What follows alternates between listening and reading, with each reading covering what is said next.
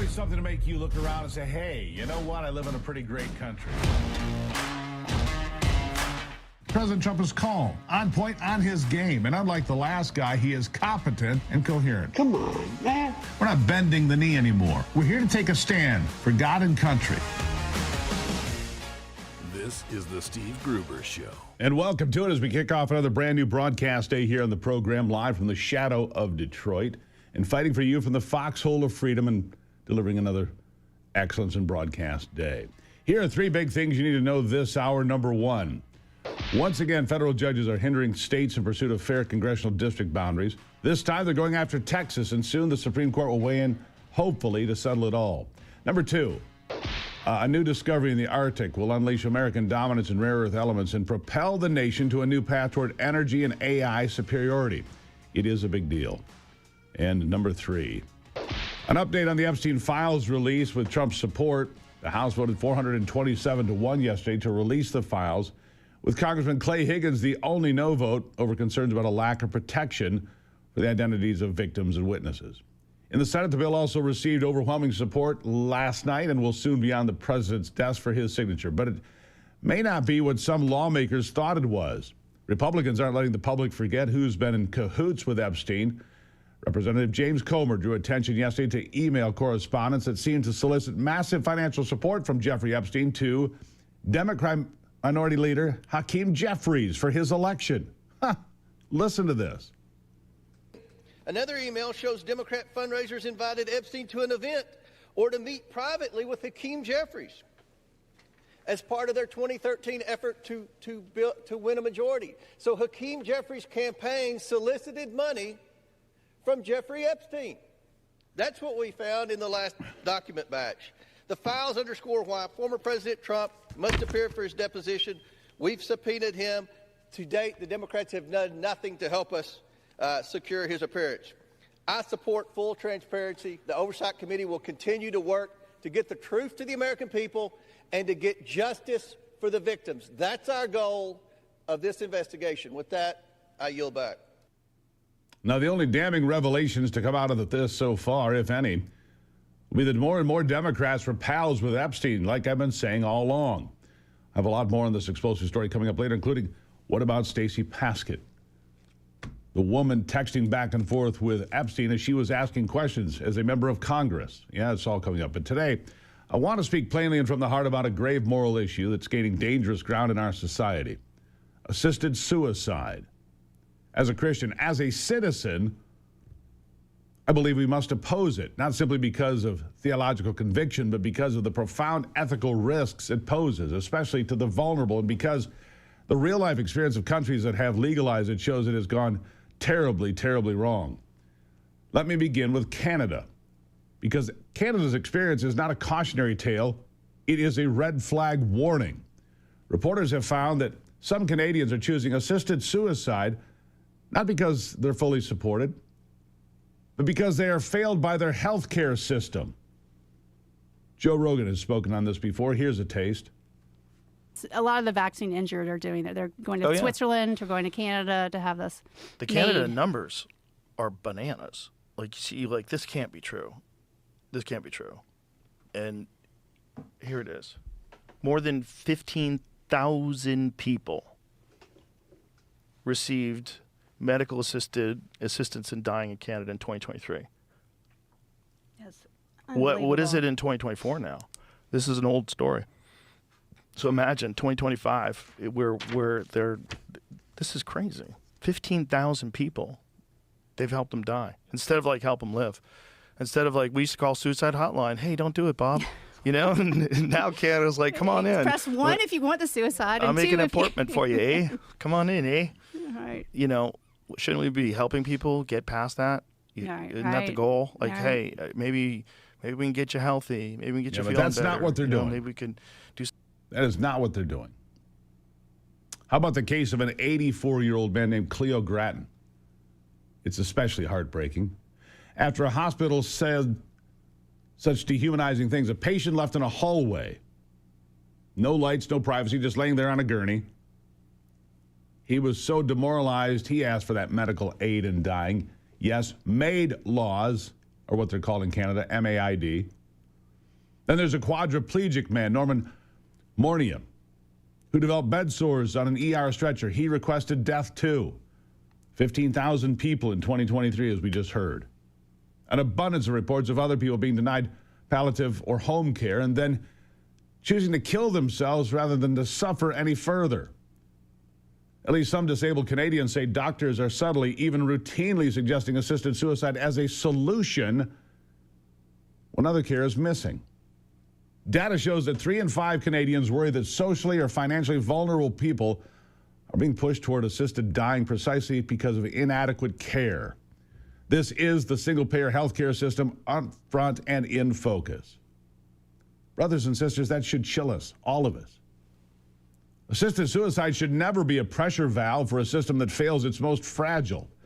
When the option to die is offered because the option to live with dignity is not sufficiently supported, what does that say about the value we place on life? The value for life has been declining steadily. This proves the point more than ever. Medical professionals need to be honest with themselves and with the public about this practice. How about Dr. Michael Mulholland right here?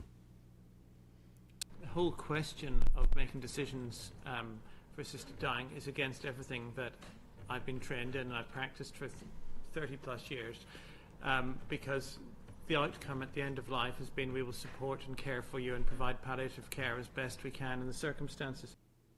What happened to the Hippocratic Oath? What happened to do no harm? Even more alarming is how this movement can spread. I want to draw your attention to the story of Marcus Scouten, a Canadian teenager whose final act after suffering from cancer was to deliver a powerful message. In a letter to Canada's Parliament, he declared, quote, "Life is worth living, and we should always work to alleviate suffering without eliminating the sufferer." Sadly, Marcus died soon after, but his plea resonates. Life is worth living even when we are dying, he said. His words came at a pivotal moment when Canada's assisted suicide law was being debated, including proposals to extend it to mature minors. That's right, minors. Marcus and his parents warned that once that door is cracked, it will just open wider and wider and safeguards will be thrown to the side. This is a sprawling, well-funded global lobby trying to expand this regime everywhere. They use euphemisms like dying with dignity, medical assistance in dying, choice, completed life. But make no mistake, the target includes children. It's not compassion. It's a corrosive ideology that erodes the sanctity of life and preys on fragility and honestly kills people. People that should be alive today. And we see the same thing unfolding in other places like the United Kingdom. This is a private member's bill in the British Parliament. The Terminally Ill Adults End-of-Life Bill that would permit assisted dying for terminally ill patients under certain conditions. Opponents say it's about mercy and giving people a choice, but opponents, including many faith leaders, warn it's a license to kill.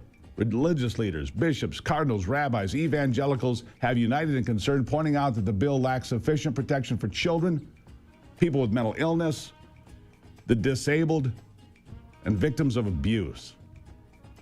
It's a slippery slope, folks, and I'll have a lot more about this after the break. It's a Wednesday on The Steve Gruber Show.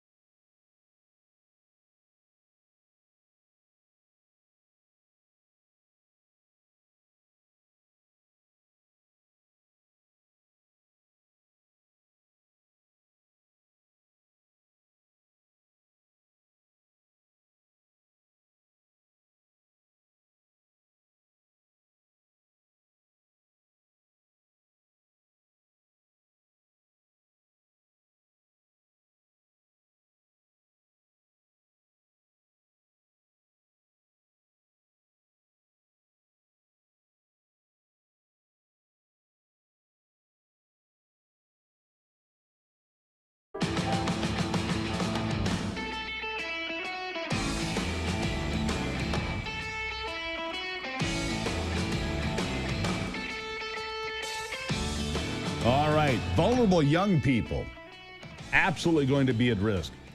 Too many influences out there that teach that death is better than life, even if a bill bans advertising for assisted dying, like one British leader argues. Here it is.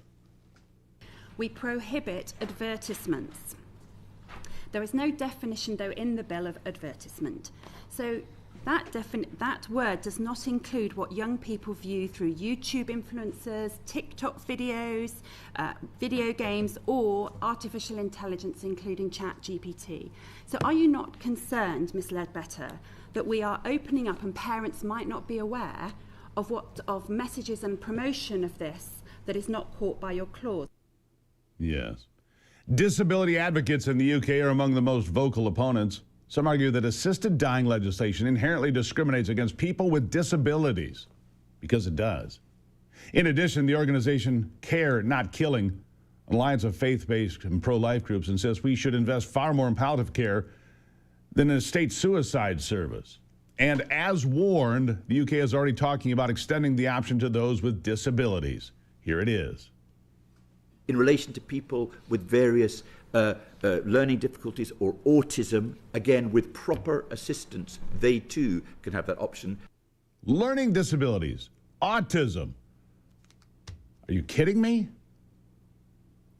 People with disabilities need assistance to live, not to die.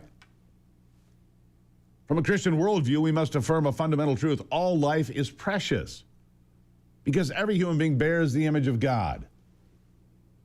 That means we cannot sanction a law that even subtly tells the vulnerable, the sick, the elderly, the depressed, that their death might be better than life. The CEO of Hourglass, a charity that works to prevent the abuse of older people, says that coercion is hidden significantly in these cases and stresses that it takes place behind closed doors. Here it is. We deal with around 75,000 people annually, and there are around 2.6 million people who are affected by abuse every year. I think one of the biggest issues we face is the fact that we have no idea the levels of training that healthcare professionals and the judiciary receive in understanding coercion and recognising coercion. And where that leaves us is a situation where medical professions say that coercion in these circumstances is minimal, but actually people need to understand what coercion is and how to recognise the signs in the first place. Especially bearing in mind that the vast majority of cases that we see take place in the home and by family rather than by professionals. You know, it's not enough to provide choice. We must protect lives. We must care. And as believers, we are called to compassion, to insist that no one is made to feel like a burden and pushed to surrender their lives under duress. It's already being normalized here in the United States. The new governor-elect of Virginia, the radical Abigail Spanberger, says she supports assisted dying too. Of course she does. Listen.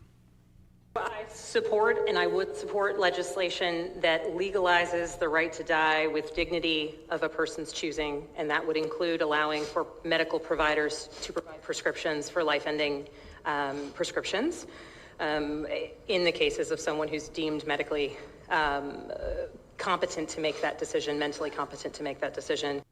The left, always at the forefront of devaluing life, whether it's in the womb or whether it's the life of the disabled or the elderly or the ill. A political party that believes that death is better than life here in America is not one that offers much hope to its constituents. For years we've heard the slogan, Black Lives Matter, but I guess that doesn't extend to lives in the womb, of course, or those deemed unfit for society. The black population would be far larger today in the U.S.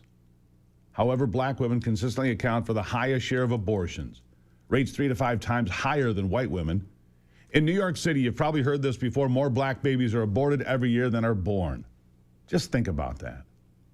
And ignoring race, 28% of Gen Xers were aborted. More than a quarter. Think about that. This is moral decay at its worst, and it's devastating. I don't want to see this moral rot affect even more lives, like those at risk of being snuffed out by way of assisted dying. Legalizing assisted suicide sends a message about whose lives are worth living and whose are not.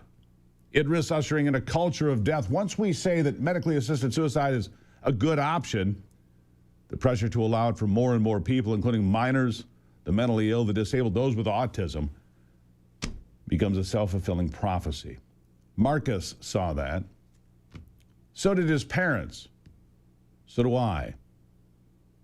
Let's stand for life, not just in birth, but in suffering, in weakness, in death. Assisted suicide is a road to hell, truly. Well, fall is here.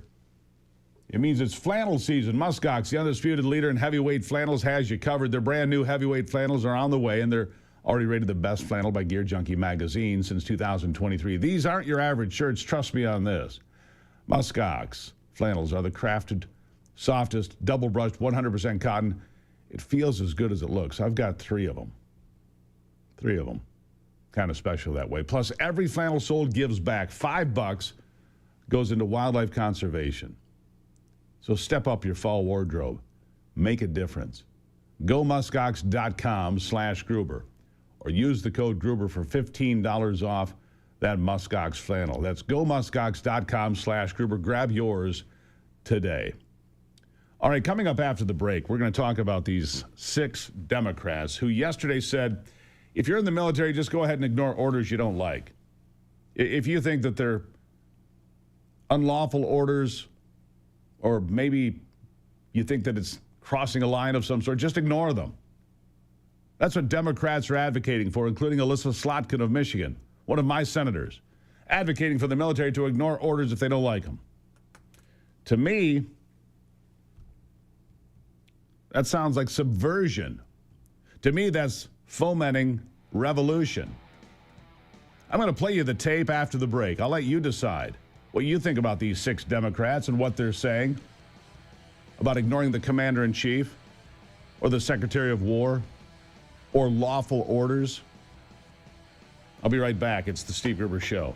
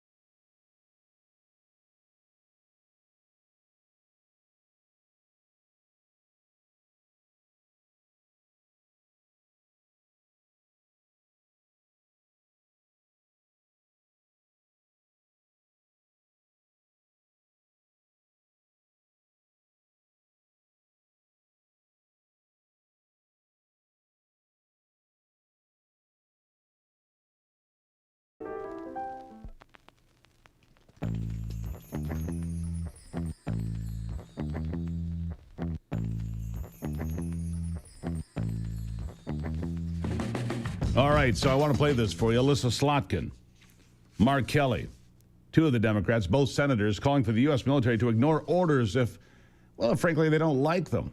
I want to know what you think about this. Go ahead and roll it. I'm Senator Alyssa Slotkin. Senator Mark Kelly. Representative Chris DeLuzio. Congresswoman Maggie Goodlander. Representative Chrissy Houlihan. Congressman Jason Crow. I was a captain in the United States Navy. Former CIA officer. Former Navy. Former paratrooper and Army Ranger. Former intelligence officer. Former Air Force. We want to speak directly to members of the military and the intelligence community who take risks each day to keep Americans safe. We know you are under enormous stress and pressure right now. Americans trust their military. But that trust is at risk. This administration is pitting our uniformed military and intelligence community professionals against American citizens. Like us, you all swore an oath to protect and defend this Constitution. Right now, the threats to our Constitution aren't just coming from abroad, but from right here at home. Our laws are clear. You can refuse illegal orders. You can refuse illegal orders. You must refuse illegal orders. No one has to carry out orders that violate the law or our Constitution. We know this is hard and that it's a difficult time to be a public servant. But whether you're serving in the CIA, the Army, or Navy, the Air Force, your vigilance is critical. And know that we have your back. Because now, more than ever, The American people need you. We need you to stand up for our laws, our Constitution, and who we are as Americans. Don't give up. Don't give up. Don't give up. Don't give up the ship. There you have it. I'd like your thoughts. Send me an email. Go to stevegruber.com. Go to stevegruber.com. Send me an email. Tell me what you think about this. They're fomenting a coup by the military in the United States of America openly on social media. Do not follow illegal orders. Well, who gets to decide what's a legal order and what's an illegal order? Some private, some sergeant, some colonel, some lieutenant, some general? Who gets to decide that? Regular order is incredibly important to the military. Order is necessary for an effective military. This is outrageous, absolutely outrageous. SteveGruber.com, send me that email. Hey, we'll have some good news. A real American hero after the break.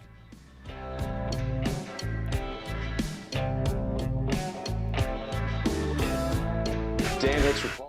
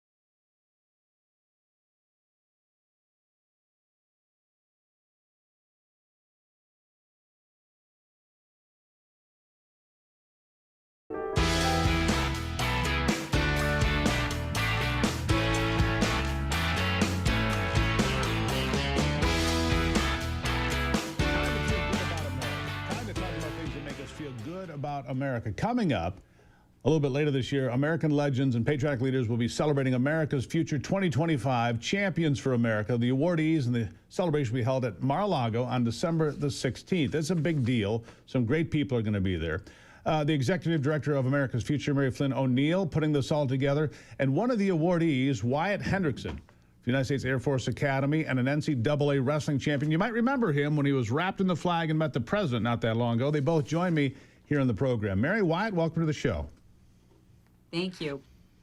Glad to be Thank here. you. We're really good to be with you. Well, I'm glad you're here. It's an important event. Look, too many times these days we see America getting insulted by people that were grown up here, that live here. I don't understand it, Mary. So tell me about your organization, America's Future. Oh, America's Future is going to be celebrating 80 years, 2026, along with the 250th anniversary of this country. We are 80 years old, 1946, fighting communism, fighting our enemies, telling the American people what, about, standing strong for a faith, family, and freedom, as you see in the back here. We are doing projects across the nation, fighting cases in the Supreme Court, and honoring so many grassroots champions and so forth, great heroes. My brother and I, General Flynn is the chairman of this board, and had the privilege and honor to be the executive director and let me come on and take this organization to where it is now. So Absolutely. It's really amazing. One of the impressive folks that you're going to be handing an award to is Wyatt Hendrickson. He is a United States Air Force Academy graduate, currently serving as a second lieutenant, of course. Wyatt, welcome, and glad to have you here. You were an NCAA champion, and President Trump came and watched you wrestle, right? This is a big deal, and there's the match. You win. What weight were you wrestling, by the way? Heavyweight, 285 pounds. 285 pounds of pure steel. Listen, folks, I ask on this program a lot, who do you want in your foxhole? I want Wyatt in my foxhole, all right? When things get tight, that's who I want. Tell me about that experience of winning, first of all, the dedication, the hard work, and having the president there and your chance to meet him. Oh, my goodness. So actually, because of COVID, they in the NCAA, they give you one extra year of eligibility. And at the Air Force Academy, I wasn't able to use it while I was there. So as you can see, I'm in a cowboy singlet. So I actually decided to come here to Oklahoma State University. The program I'm in is called WCAP, which is the World Class Athlete Program. They're the ones that allowed me to go ahead and get that extra year. And someone helping, he's in the background here in this video, Senator Mullen, Mark Wayne Mullen, amazing man. He stepped in my corner and said, hey, let's make this happen. And he's like, this guy's going to be a national champion. And as we can see, what happened is I was finally given that chance to go and make it happen. So it was such a surreal moment, just having the president there watching and winning that match and going over there. It was something special that I'm obviously going to remember that event for the rest of my life. Mark Wayne Mullen looks like a guy I could have in my foxhole, too. He looks like he's built pretty well to stand resistance. Am I wrong? That guy's put together pretty well. He's built very tough. Yeah. So how important is it to you when you look around? You obviously won. You hear the national anthem. You've got the flag. You meet the president, Wyatt. But you see a lot of people insult this country. You're a United States Air Force Academy graduate. You obviously have great pride in this country and the people in it. What do we need to do, in your estimation, to return that patriotism, to stand up and say, God bless America? Absolutely. For me, it's always been about God, country, and wrestling. And I decided to go to the United States Air Force Academy for a reason. Obviously, wrestling was a big part of my entire life. It's been my entire life. But along the way, I wanted to make some decisions where, like, hey, how can I serve this country? And for some people, it's not joining the military. It's doing everything they can on the civilian side. But for me, I felt, hey, for me to try to make America the best America it can be, I want to serve. I want to sign up to serve this great country. And I think we just need more of that. A lot of people kind of get sidetracked really easily. And I think they forget that we're united together. And I'm going to do everything I can, whether it's just telling people about Jesus Christ or telling people about how much pride I have in this country. It's really important for me to spread that word to every single person I meet. And that's what I've been trying to use my platform for as well. Just get back to our roots. Like, we're one nation under God. And the more we get away from that, stuff gets worse. So I just want to keep, spreading the good news. Wyatt, you are a remarkable human being. I'm just going to say that. I can see why you were designated to receive this award. Barry, tell me what it takes to be the recipient of one of these Champions for America awards. Obviously, I can see it in Wyatt. It oozes patriotism. He has faith in God. He has faith in this country. He has faith in his neighbors. I love it. What does it take to be a recipient? Well, General Flynn has champions in every single state across this nation. And, we just chose some really incredible people that we really want people to understand that, you don't have to come from much in life to be a champion. And Wyatt has, this strength, this courage, this fortitude to really keep fighting, and we need to fight for this country because it's very important, the survival of this country. We all know there's so many threats against this country, and we want to honor Wyatt for what he stands for, and young people need to understand that it is important to stand up for this country, and we really appreciate Wyatt. Mary, you said that your organization, America's Future, is 80 years old. That would have put it in 1945, the end of World War II. Why was it established? 1946. Okay, 1946. Yep. I was off by a moment. But the fact of the matter is, you've been fighting for this country for 80 years. Why was it established in the first place? It was established through entrepreneurs, military guys retired, and writers, many very, very talented people, that they were very much trying to warn the American people of the infiltration of, there were over 1,000 card-carrying communist groups in this country right before the Cold War. So that's what they were doing. They were trying to tell the American people to really stand up. This was an infiltration in communism. So here we are 80 years later, and what we can see, we see what is happening. And there's more threats facing the same today. thing. We're facing the same thing today, maybe more acutely than we did then. What would you say to a young person today who maybe thinks, well, America's not that great? Maybe America should be socialist. Maybe, what would you tell somebody from your experience and the path you have walked?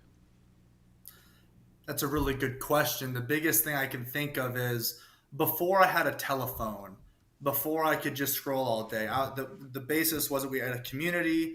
I knew what I knew, and then as soon as I got that telephone, you start seeing other people that you don't know, you've never met them, and they're trying to tell you something. And if you're convinced that easily, like, people completely ignoring what they've, like, those values they've grown up with, I'd ask them, like, hey, like, what's making you think that this person cares about you more than your mom and dad? What makes you think that this person cares about you more than your pastor does on Sunday? So I think a lot of people are just becoming so divided. And the reason being, I just think sometimes they believe a lot of stuff that's just not true. And sounds like Ronald Reagan. Ronald Reagan said the same thing. The problem with my liberal friends, they know so much that just isn't so. Mary, I've got just a short time left here. And Wyatt, your testimony here today, fabulous. Congratulations on the award. Mary, if people want to attend or watch or be a part of this great event, what would they do? Sure, go to americaswithansfuture.net and just sign up, because the seats are going. So we got some incredible people coming, and the awardees are amazing. I got Tyson coming back. I got a bunch of great people. Isaiah Washington, who is an amazing man. I can give you a few of them. You got Gary Brecka, Jim Caviezel. Gary Brecka. We've got You'll have Tyrus. We got Brock Pierce. Yeah, and Mike Tyson. We got amazing great people. Yeah, and I'll be there along with Ivy. Ivy's far greater than I am, my wife, but I'll just give her credit. I appreciate you both. I do. Mary, thank you for what you do. And Wyatt, God bless you. What an accomplishment, all of it. Your entire life is an accomplishment, sir, and I tip my hat to you. Thank you both. I appreciate that, Steve. Thank you. Thank you. All right, that's coming up on December the 16th. What an event. I'll take a break and be right back. This is Steve Gruber Show. While the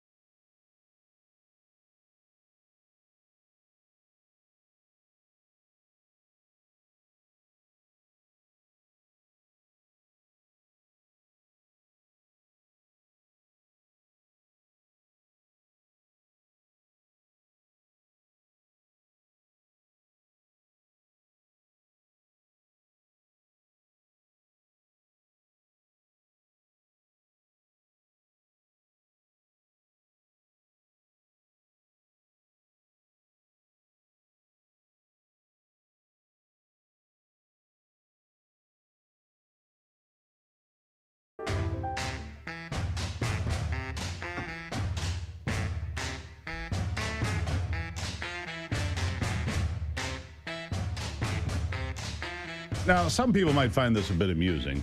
I don't find it amusing. About a week ago, I was walking through the woods, just on a trail. It was a mowed trail, but I was walking through the woods. All of a sudden, I feel like I pulled a muscle in my leg, in the upper part of my leg. I'm like, how does that happen? It's been bothering me ever since. Sarge has been feeling sorry for me at the gym, not working me as hard. She goes, we need to get that healed up.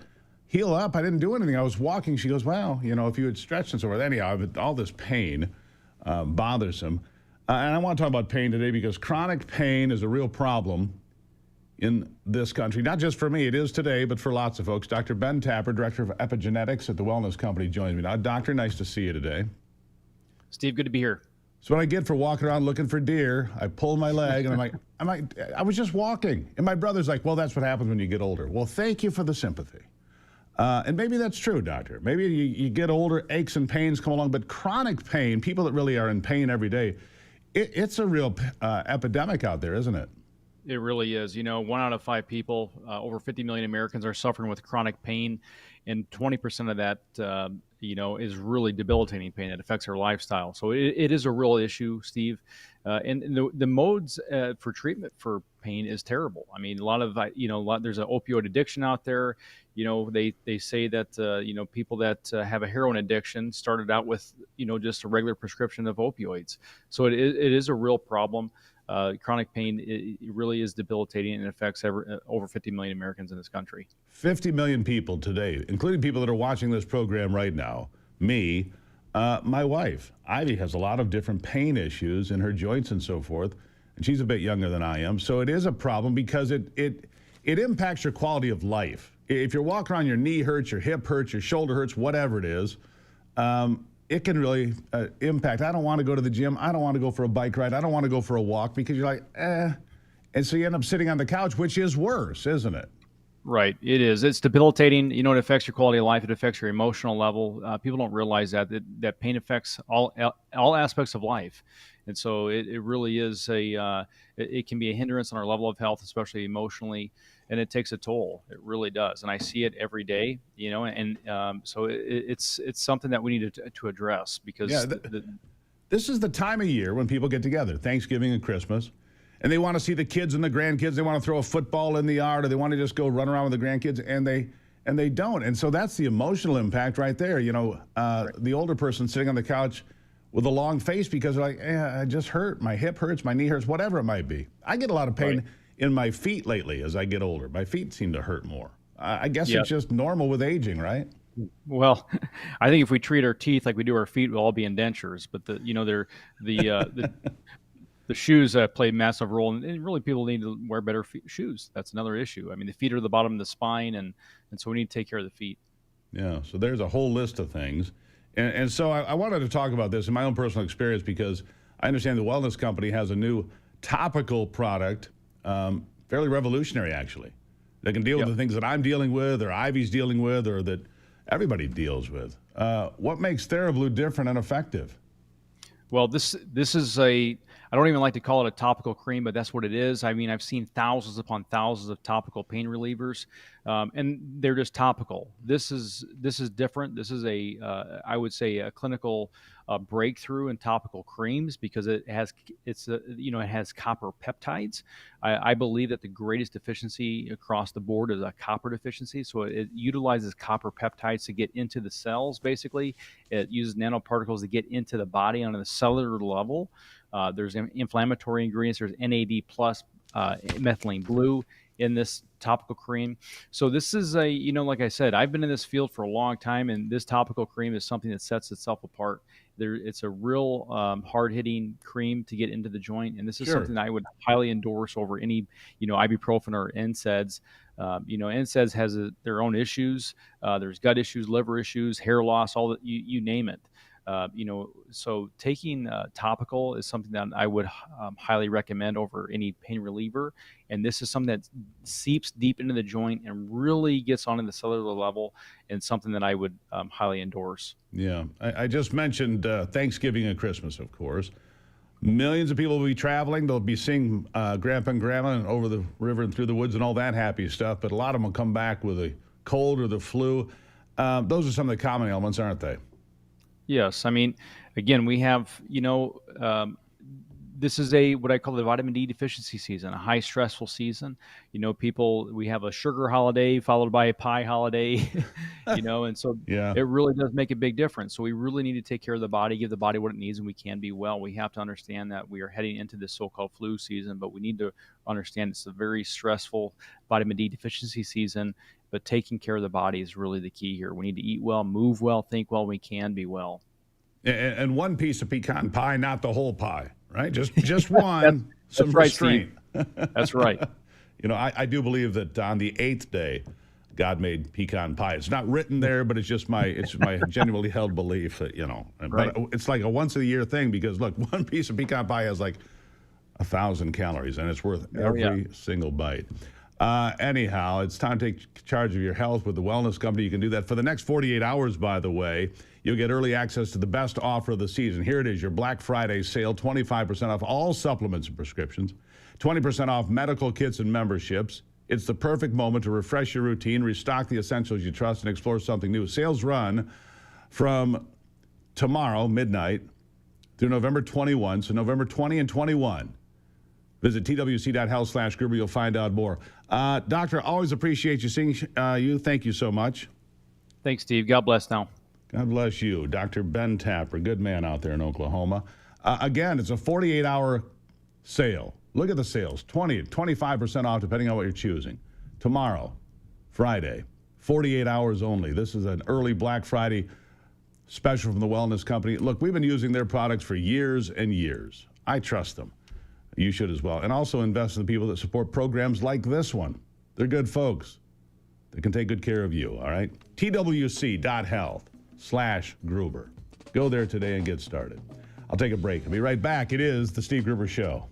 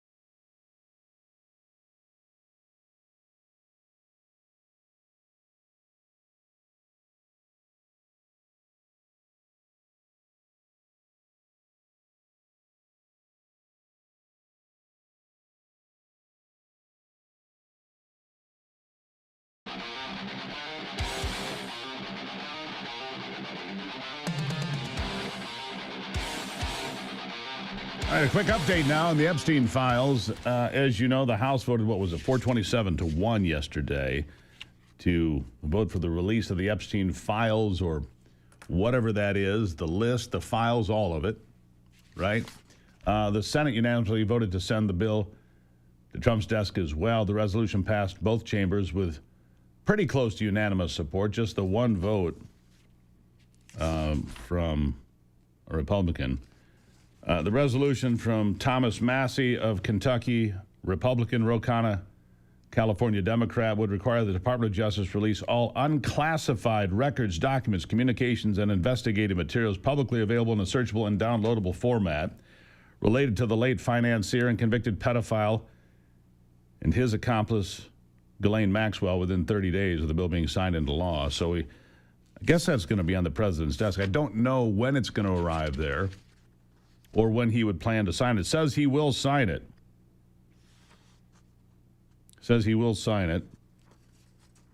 Senate Majority Leader John Thune said the Republicans are already trying to figure out how to fast-track the process. Thune said the plan, if the bill clears the hotline, would be to have it on the floor before lawmakers leave for Thanksgiving. We'll see what the Democrats have to say, but it's the kind of thing probably that could perhaps move by unanimous consent, a UC vote. But that ended up not being necessary with the bill making its way through the upper chamber without a full vote. The calculus surrounding the Epstein bill changed in the Senate, given that President Trump, who for months pushed back against attempts to release the files, threw his support behind Massey and Khanna's legislation over the weekend. He said nobody cared about Jeffrey Epstein when he was alive, and if the Democrats had anything, they would have released it before our landslide election victory. That, I believe, is true. They had these documents. These same documents were in their possession during the entire Biden administration. Why weren't they released then? Democrats had control of the House and Senate. They could have released those documents. They didn't. But anyhow, here we are. It's on its way, is the Epstein file. The whole tawdry affair. And Democrats, again, I say, it's what you wanted. It's what you wanted. Hope you get what you wished for. But I'm thinking you might not. Take a break. We got a lot more to cover here this day on the Steve Gruber Show. We'll be right back.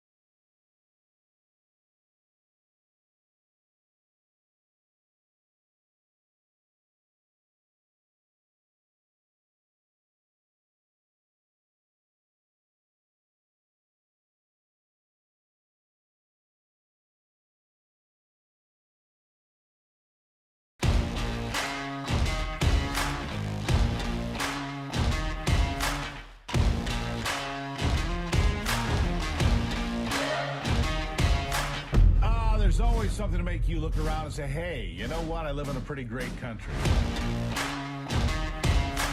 President Trump is calm, on point, on his game. And unlike the last guy, he is competent and coherent. Come on, man. We're not bending the knee anymore. We're here to take a stand for God and country. This is the Steve Gruber Show. All right, and welcome back to it. Fighting for you for the foxhole of freedom every single day, delivering broadcast excellence.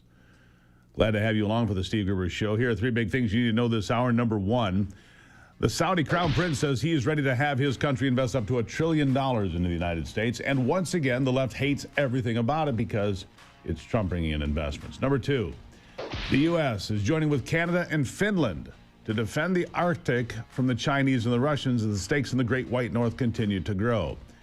This is a key deal involving a series of icebreakers.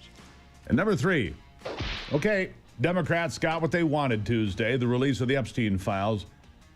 But it's not what they always wanted. And in a few weeks, I predict they will regret demanding it all.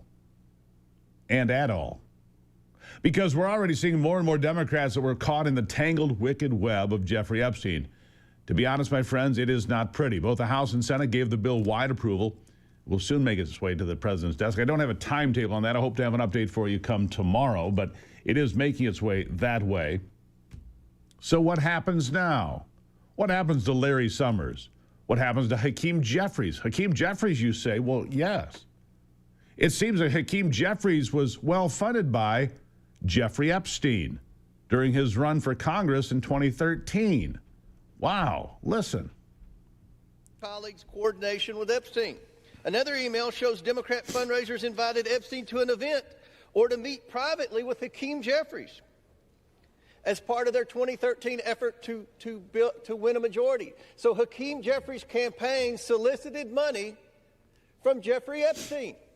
That's what we found in the last document batch. The files underscore why former President Trump must appear for his deposition. We've subpoenaed him. To date, the Democrats have done nothing to help us secure his appearance. I support full transparency. The Oversight Committee will continue to work to get the truth to the American people and to get justice for the victims. That's our goal of this investigation. With that, I yield back. All right. And what about Stacey Plaskett? What about Stacey Plaskett? She is the member of Congress representing the United States Virgin Islands. She doesn't have a vote, but she's a member of Congress, a Democrat. And we've now seen in real time the texting between her and Jeffrey Epstein back and forth, telling her what questions to ask when she got the microphone. And Jamie Raskin from Maryland has been ridiculed as dishonest after arguing on the House floor, well, she was just talking to a constituent. Really, because Jeffrey Epstein had his island in the Virgin Islands, the island, the infamous island, where the jet, the Lolita Express, would deliver underage girls and their clients. People like Bill Gates, maybe? He's messed up in this. Larry Summers? He's mixed up in this. And who else? Chip Roy rips the Democrats for their cozy relationship with Epstein while ignoring it when Trump was the guy that got him arrested. Listen.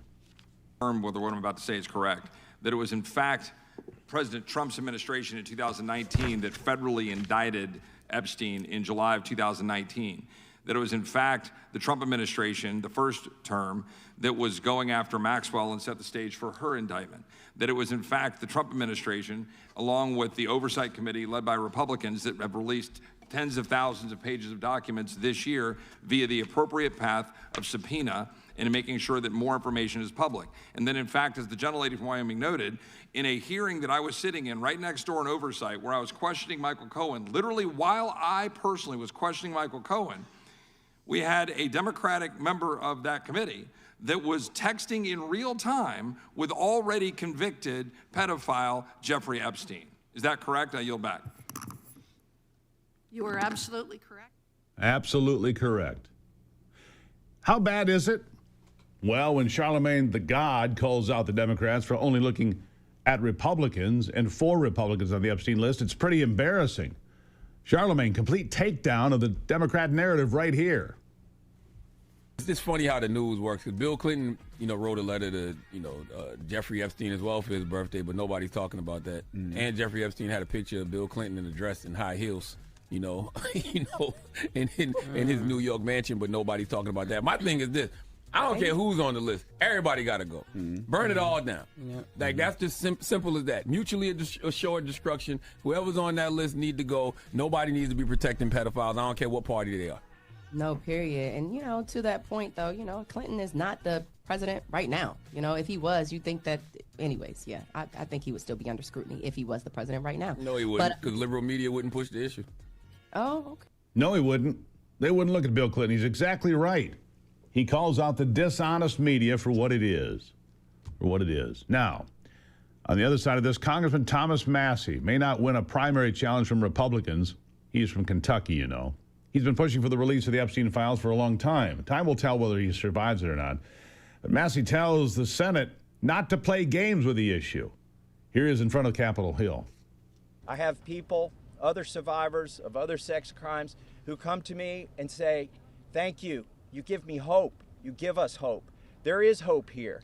We fought the president, the attorney general, the FBI director, the Speaker of the House, and the vice president to get this win. But they never, they're on our side today, though. So let's give them some credit as well. They are finally on the side of justice. And as Rose said, don't muck it up in the Senate. Don't get too cute. We're all paying attention. If you want to add some additional protections for these survivors, go for it. But if you do anything that prevents any disclosure, you are not for the people and you are not part of this effort. Do not muck it up in the Senate. Do not muck it up. Even Chris Cuomo, longtime defender of the left, a guy who's becoming more and more to the right, it seems. Even Chris Cuomo, over on News Nation, hammering the Democrats about their dishonesty. Listen to this. The left is saying it's all about the victims. I don't buy it, okay? It wasn't about the victims wanting transparency and you wanting it for them during the Biden administration? Or before that, when like only 2 of you ever asked about it? Oh, wait, hold on. The Maxwell investigation was still going on. We couldn't release anything. Who's going to believe that? So no other investigation could go on of other people at the same time that Ghislaine Maxwell was being investigated? Really? Anyone supposed to believe that? Anyone supposed to believe that? No, Chris, we don't. No, we know better. If Charlemagne doesn't buy it and you don't buy it, then the American people aren't buying it, but they've got bigger concerns about how much their groceries cost. The price of gas and everything else are bigger concerns out there. This part of the program brought to you by my good friends at Wolverine Water. Wolverine Water delivering the best water across the entire state of Michigan for 75 years. It's first-class American-made products delivered by your friends and neighbors. WolverineWaterSystems.com. Find out more. I appreciate their support over many, many years. WolverineWaterSystems.com. You can get a reverse osmosis system for the best drinking water of your life. I've got it in my house. I love that system. Plus, get rid of the hard water. Get rid of the smell if you have it. Make better water in your house. WolverineWaterSystems.com. American-made products delivered by Americans. I'll take a break and be right back.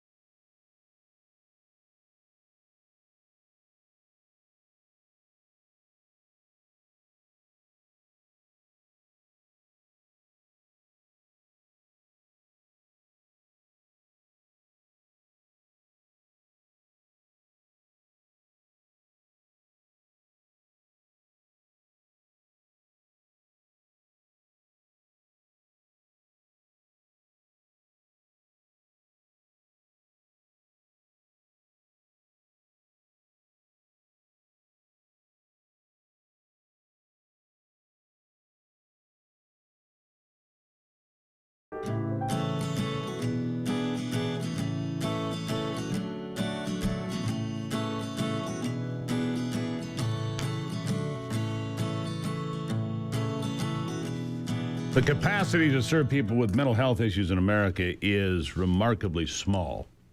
It is remarkably small. It began to get phased out in the 50s and into the early to mid-1960s because people like the ACLU didn't want the stigma on people of having mental illness or disease. So it was basically phased out. All sorts of mental hospitals were closed in this country. Now we have 18 beds per 100,000 people in this country.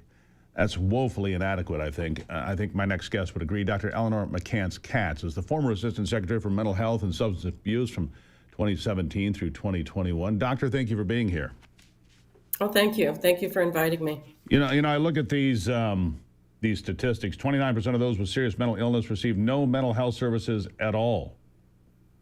On the streets of America, the homeless, 67% have mental health or substance use disorders or both.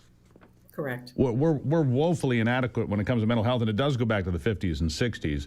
And there was this push that we didn't want to stigmatize people. We didn't want to label people. Well, as a result of that, we've gone down a road that's been very unproductive, to say the least. Your thoughts? Well, my thoughts are if you want to destigmatize mental illness, treat people with mental illness. We have treatments that work. These people who right now are trapped homeless on the streets or incarcerated mainly, are unable, the most severely mentally ill are unable to get the services that they need because they simply don't exist in this country. There has been a decline in the number of hospital beds for the severely mentally ill, as you said, since the 1950s. And this compares, the 18 per 100,000 in our country compares to 40 to 60 beds per 100,000 in other countries, including Europe. So we really don't have the resources to care for these folks. What happens when we don't care for them? Because their brains don't work right, they get into trouble. They often will engage in criminal behavior, sometimes to support their drug habits, sometimes because their thinking is so impairing that they may damage property, attack others, and then they end up in jail. Yeah, or dead or somewhere. You know, mental illness in Canada, they offer you the assisted suicide deal. I hope we don't do that in America. I mean, that's what they offer in the UK and Canada. Oh, you're mentally ill? Well, then just do this. This is not a flippant question. This is a serious question. Are we more nuts today than we have been in the past? And it's a serious question. With all the pressures of modern society, social media, computers, whatever it is, are there more people that need mental health interventions than there have been in the past? Yes. And for the reasons you just mentioned, but also when you look at what's available on our streets in terms of illicit drugs and cannabis products. So two of the things that Stop right there. See. I want to focus and circle that right there. Marijuana, readily available, legalized in numerous states. What has that done to the state of mental health in America? For the patients that I serve, and I have chosen to serve people who have serious mental illness, addictions, and are incarcerated. I see marijuana as one of the main factors that causes them to relapse to psychosis, and which predicts that they will be jailed over and over again. And to be fair, these drugs, marijuana today is far more powerful, 100 times more powerful than it was in 1975, for example. So it's a different drug today, far more powerful, isn't it? It is, and you know, we all often like to look to our European neighbors and talk about how great things are there. In European countries now, they call marijuana a hard drug, and they call it a hard drug because the THC concentration is so high. And you can buy in this country extracts, sometimes they're called wax, that can have THC concentrations over 95%. So these are incredibly impairing drugs. We know they damage the brains of our children. And to me, it's kind of the big lie that somehow this is a medicine, that somehow this is something that it does not cause harm. Simply isn't true. And there are reams of research data on this now. Reams of it. I happen to agree with you on that. Not everybody agrees with me on that. Some friends of mine vehemently disagree. I'm not a user, so I don't weigh in on it. I mean, I was in college once. I'll give you that, doctor, but it's been a long time. All right, fair enough. What do we need to do? We've got a couple of minutes here. What do we need to do to reinforce our mental health safety nets in this country? What needs to happen, and fast? Three things. One of the first things is to build out the community mental health centers so that they can serve the most seriously mentally ill. We have approaches that include teams that can go in the community to serve, for example, unsheltered homeless who are seriously mentally ill and addicted. So we need to build that out. We need to increase the number of hospital beds. We can do that by an act of Congress that would make it possible for Medicaid to pay for people with serious mental illness who need to be hospitalized. And we need more people to work in the mental health field. We just need a great increase in the number of practitioners because it is so difficult, whether you have insurance or whether you don't, it is very difficult to get mental health care in this country. Dr. Eleanor McCants-Katz, I really appreciate you being here. I want you to come back again because I think there's a lot to cover here, and people need to realize when you've only got 18 beds per 100,000, I can find 18 people that need, intervention on a stroll through any city for about 15 minutes. That's a fact, and that's a sad state of affairs. Thank you for being here. Thank you for inviting me, and thank you for your interest in this issue. Yeah, we'll do it again. Absolutely. This is an important topic, folks. It's an important topic. You wonder why you have all these problems because they closed the mental health hospitals in the 1950s and 60s. They boarded them up, closed them. That has to be changed.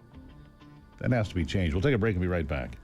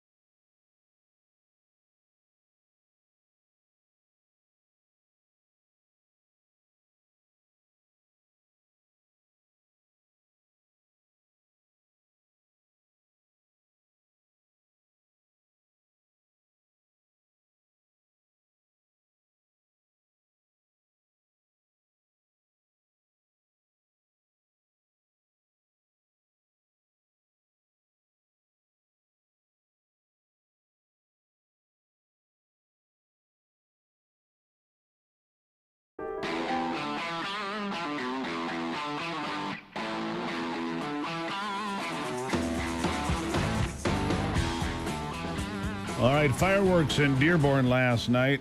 There was a march of sorts. Anthony Hudson, running for governor in Michigan, walked through Dearborn yesterday. And by the way, he said he found a lot of friendly folks.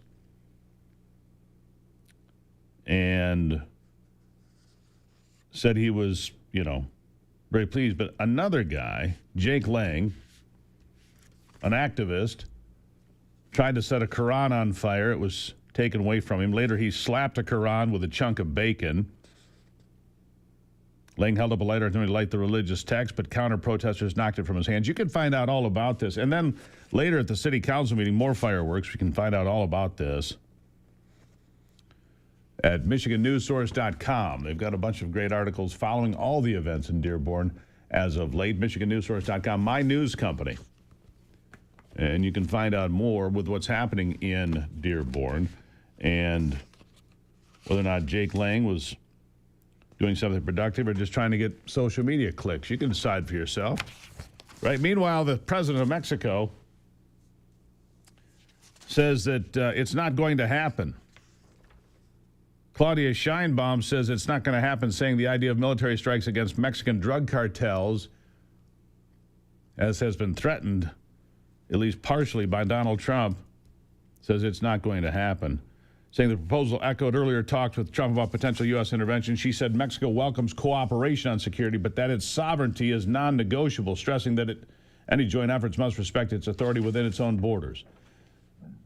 She said it's not going to happen. Well, we'll see what's going to happen when it comes to these drug cartels that have been intertwined with politics and corruption in Mexico for my entire life.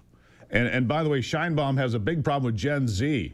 They're rioting in the streets of Mexico City. They've had enough of the corruption. They've had enough of the lies.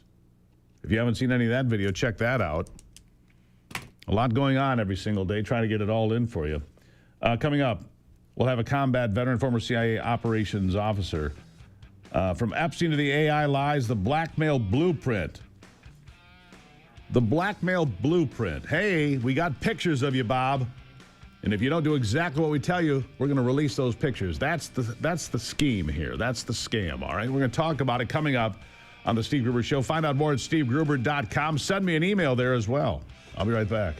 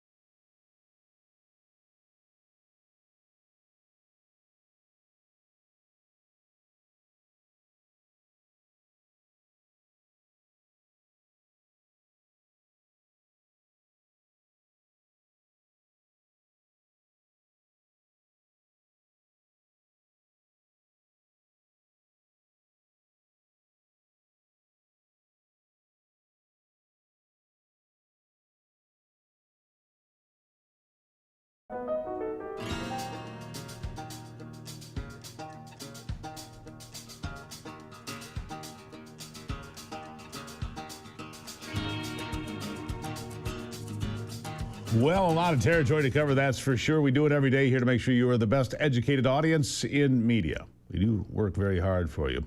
My next guest is Adam Hardage, a combat veteran, former CIA operations officer. And from Epstein to AI lies, the blackmail blueprint now targets the next generation. The blackmail blueprint. What is it? Let's bring on Adam and find out. Good morning. Hi, how you doing, Steve? Nice Good. to see you this morning. I'm good to have you here. I talked to about it before the break. Look, Bob, look at the pictures we got of you. Yeah, we got this, and if you don't do exactly what we say, these pictures are going to be going viral here in about 15 minutes. I mean, that's one way. Is that what you're talking about? What are we talking about here? Yeah, well, so the book is the Alpha Blueprint, and it's about guiding the next generation into the AI future. But what you're talking about is really one of the oldest tricks in the book, and that's simple blackmail, which, in the case of what's on the news these days, Jeffrey Epstein running I believe, what was the single largest and most prolific blackmail, sex trafficking, human trafficking, information peddling ring on the planet, with some of the most powerful men and even women, from what I understand, on the payroll, so to speak. So yeah, you've got Bill Clinton, Bill Gates, Larry Summers, Hakeem Jeffries. I don't think the Democrats are going to get out of this demand for a release of the files that they were expecting. It might be a big bag of surprises, ones they don't like. What are your thoughts? I think so. It's people speculate, and they ask me all the time because, you're a former CIA, and you must know something about. I mean, I don't know anything more than anybody else does, because the way that intelligence operations work is everything is compartmentalized. So if somebody down the hall was working, let's say Epstein this was some part of some broader intelligence agency cabal. Unless I was part of that program, I wouldn't know anything about it. And I will tell you, assuredly, I was not, nor would I ever be a part of something like that. I believe wholly in the Constitution, the rule of law, the oath of office that we take, and I answer to my Creator, and that's about it. But I think what you're seeing is truly the face of evil manifested on the planet, and that's when it comes to hurting children. I don't understand a crime anywhere that couldn't be worse than hurting an innocent child. I agree with that. Here's the thing. You talk about this social media and so forth being the new battlefield. It really is. I see things every day that you look at, and I know that's BS. I'll fact check some of them and prove that I'm right, just to go, that's nonsense. That's not real. Yet I wonder how many people look at such posts and go, oh, really? Oh, yeah. And they go and they regurgitate complete fiction about God only knows what, because they saw it on Instagram or wherever. And to me, it's heartbreaking, Adam. How do we raise such a group of basically robots? Oh, yeah, it said it on the internet. It must be true. I mean, really? If it said it on the internet, it's probably not true. Well, so information flows so fast these days that it's easy for people to see something that's sensational, pick it up and just forward it to a friend or forward it to their group, or maybe it amplifies the narrative that they're looking for. And that's kind of one of those cognitive human biases that all people suffer from. I found myself falling in the same trap before, and you're like, oh, come on, man, you're better than this. You know these tricks, you know this stuff. But I think we're just all kind of prone to it. But what's crazy is, so we live in a world where by the time you can even swipe your Instagram screen up, or your X feed or whatever it is that you're looking at, the algorithms can have already changed what you're about to see or what you're about to be offered based on things such as how long your eyeballs stayed on the screen on the last thing you saw, or how long you hovered or listened to that presentation from that one post. So those things are updating in real time, and it's truly scary technology, to where now things are so, the deep fakes and the AI video and AI, even music. My kids are having a ball creating AI music out of a single prompt where they can basically say that they're the best in the world at anything. Sure. But while that's a really cute use of it, it's also, the implications of it are far broader than that. And I want to touch on those videos a little bit. Look, videos they get better every day. And so here a few months ago, I've told people this story. Ivy, my wife, sent me a commercial read for a client, right? A radio spot. Mm-hmm. I listened to it. It was really good, except I never read it. I never did it. And she said, yeah, I uploaded some sampling of your voice, gave it a script, sounded exactly like me sitting here today. How frightening. Well, not only that, but so we're moving into an era where you will be able to license out your likeness. You'll be able to license out your digital twin or your digital avatar. And that has some positive and some very negative implications as well. But I go into my book, The Alpha Blueprint, a lot about. I say the core premise of this is that AI has, in essence, democratized PhD level intelligence worldwide for $20 a month. So what that means is we're now all driving the intellectual equivalent of a Ferrari or Lamborghini. And so in a race like that, when we are all taken from, let's say we're at this level, AI takes us well beyond potentially even this level. There are good implications and there are bad implications. And so what I do is I go in the book and my book is not trying to tell people, put your head in the sand, ignore the technology. It's also not trying to tell them, here's the next prompt you need to use, or here's how you should use the tool. What it is trying to give kids, and more specifically though, parents a way to step into this conversation with their kids. Because I look at my 10-year-old daughter, my 7-year-old son, and I'm like, well, I can't honestly tell them, go work for a Fortune 500 company for 30 years, expect that Medicare and Social Security are going to be there for you. Be sure to invest, wisely in your Roth IRA, your 401k. I think that ship has sailed. And so what do they do? How do they stay relevant in the real world and in the new world as they're moving forward? And that's what the Alpha Blueprint is all about. I was very honored that General Flynn was willing to endorse the book, my old boss, and he was kind enough to write the foreword for it. And I think it's just a prescient conversation that every parent needs to be having with their kids right now. I agree and a with lot that. of parents just don't know how to have that conversation. Don't trust that stuff. What excites me the most about this, Adam, is that I'll get some NIL money. That's what excites me. NIL money for Steve. Name, image, and likeness, right? If you can rent yourself out and you're just basically you're a 3D, right? You're not real. But if I can make some extra side hustle without hustle, that's kind of interesting. Yeah. It's a fascinating book, by the way. The Alpha Blueprint. Adam Hartage. I'm glad that General Flynn was involved with this. All good news. I'm going to see him here in a couple of weeks. I'm excited about that, too. Thank you for being here. Come back anytime because all of these are a threat to our children, to our grandchildren, to our future.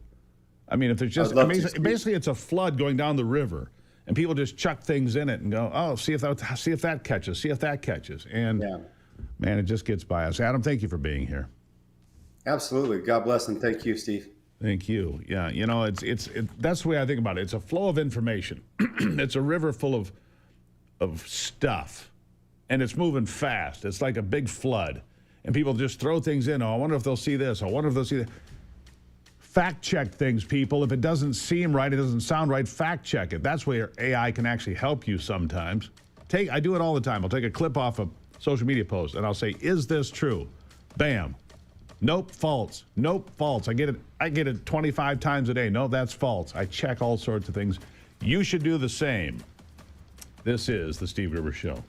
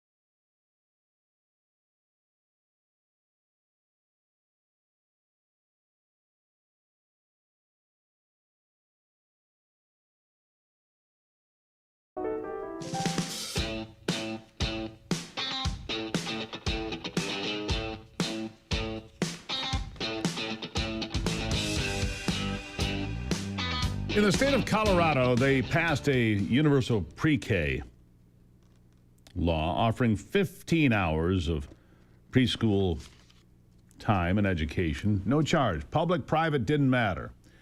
Unless, of course, you're Catholic, apparently, because the state has blocked that, and the 10th Circuit Court of Appeals, Federal Circuit Court, upheld the decision to block this law from applying to the diocese schools. Catholic schools have declined swiftly as a result, some closing their doors even. How does it not apply to Catholic schools, but it applies to private and public schools that do whatever they want? Amanda Dixon is counsel at Beckett Fund for Religious Liberty. She joins me now. Amanda, good morning. Good morning. Thanks for having me. I think I've got a pretty good handle on this. Universal pre-K, but not for universal, but not for you.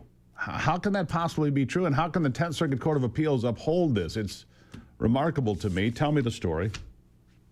You know, that's right. This is a program that Colorado touts widely as being universal for every kid in the state, but it has not allowed Catholic schools to participate.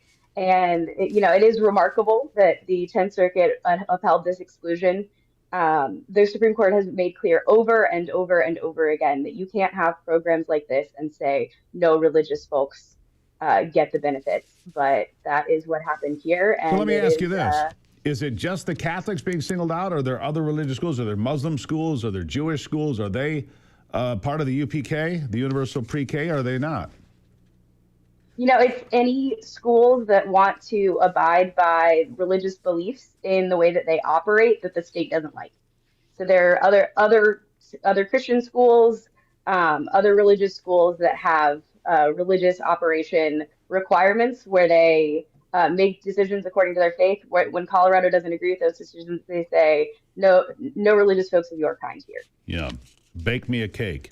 Some of these schools that have been closed as a result of the fact that they were specifically targeted and defunded, basically, served low-income and minority families. I mean, this hurts families that can least afford it, right? It does. This is thousands of dollars per year that families who really need it and who just want to be able to give their children a good Catholic preschool education are losing out on. So you're an attorney. I don't know how they arrived at their decision at the 10th Circuit. Where is the 10th Circuit? It's obviously Colorado. What other states? It includes a number of other states out west. So you've got New Mexico, kind of that general region. Gotcha, in the western U.S. Don't we have priority here, or precedent, I should say?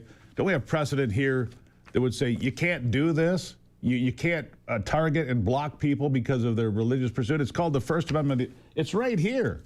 The First Amendment of the United States Constitution, there it is sitting on my desk every day, and it's well worn because I use it all the time. Most people have never read it. Or prohibiting the free exercise thereof. Or prohibiting the free exercise thereof. It's highlighted right there. What am I missing, Amanda? It absolutely is, and you're not missing anything. The Supreme Court has said over and over again that you cannot exclude religious folks because they are exercising their religion. The 10th Circuit here, like in the past when states have tried to buck the Supreme Court's decision, said there's slight differences in what the Supreme Court held before, so we don't think that applies here. That hasn't worked before, and we hope the Supreme Court isn't going to let it work this time. Well, Colorado's been a hotbed for this sort of thing. Like I said, bake me a cake, right? And people have won of cases coming out of Colorado for its draconian attacks on religious freedom. Does the First Amendment not apply to state law in Colorado, or is that what they think? I mean, do people like Hickenlooper, the former governor, now senator, do these people just think that the First Amendment doesn't apply in Colorado? You can't say what you want. You can't practice your religious freedom. What's going on? Well, it's just like you said, Colorado has lost multiple of these cases at the Supreme Court, and it just doesn't seem to be getting the message. It still wants to keep excluding religious folks, and it seems like the Supreme Court's just going to have to keep sending that message over and over. Are you surprised that the 10th Circuit said that this was not just, they not only upheld it, they called it a model program in Colorado? Remarkable, right? It is incredibly remarkable. It's disappointing, but maybe not surprising. This is the reason the Supreme Court's had multiple of these cases, because because courts and states seem to not be getting the message from the Supreme Court that So exclusion of religious folks is not okay. the question is always the same. And it's tough to get in front of the Supreme Court. They take very few cases. Handicap it for me, Amanda. Are we getting in or not? You know, the Supreme Court's a hard thing to predict. I try to not make firm predictions, but we're definitely hopeful. We think this is a case the Supreme Court should certainly be interested in, and that is very important. Yeah. It's a process. My lawyers always tell me that. It's a process, Steve. It takes time. You know, I hate that, by the way. I like math. You know, math is black and white, right or wrong. The law, it's pliable. Unfortunately, it's pliable and it's elastic, depending on who's sitting in the black robe or black robes. That's my concern. I'll give you the last word here, Amanda. Yeah, thank you. And, thank you so much for highlighting this case. We think it's a really important case. We think it is really important that the Supreme Court continue to make clear that even when states try to dodge it over and over and over again, that religious folks are a part of the public square and are a part of programs in this country, and you can't exclude them just for being. Well, come back and give us an update when you get an indication what's going to happen here. We'd sure like an update when you have it available for us. Thank you. Thank you. I'd be happy to. All right. Greatly appreciate it. It doesn't make any sense, does it? Strength isn't just about lifting weights. It's about immune strength, recovery, and staying sharp as we age, like I am. That's why I partnered with Longevity Wellness. Their nutritional shake mix delivers protein, collagen, omega-3s, and gut-supportive nutrition all in one scoop. It tastes great, it's easy, and it's made for real people who want to live stronger, longer, like me. You can check it out right now, longevitywellness.co/Gruber. One more time, visit longevitywellness.co/Gruber. If you use the promo code Gruber10, you'll save 10% off your order today. Look, if you're on one of those GLP-1s and you want to save your bone and muscle, this is a way to do it as well. longevitywellness.co/Gruber. If you're losing weight for any reason, it's a great way to do it. longevitywellness.co/Gruber. I'll be back with sports.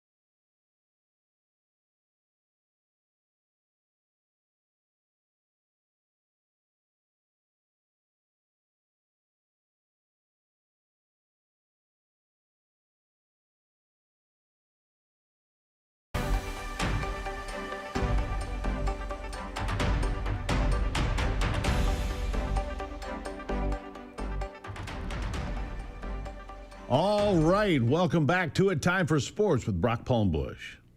With a look at sports, I'm Brock Palmbush. The latest college football playoff rankings were released last night. Ohio State, Indiana, and Texas A&M remain in the top three in that order.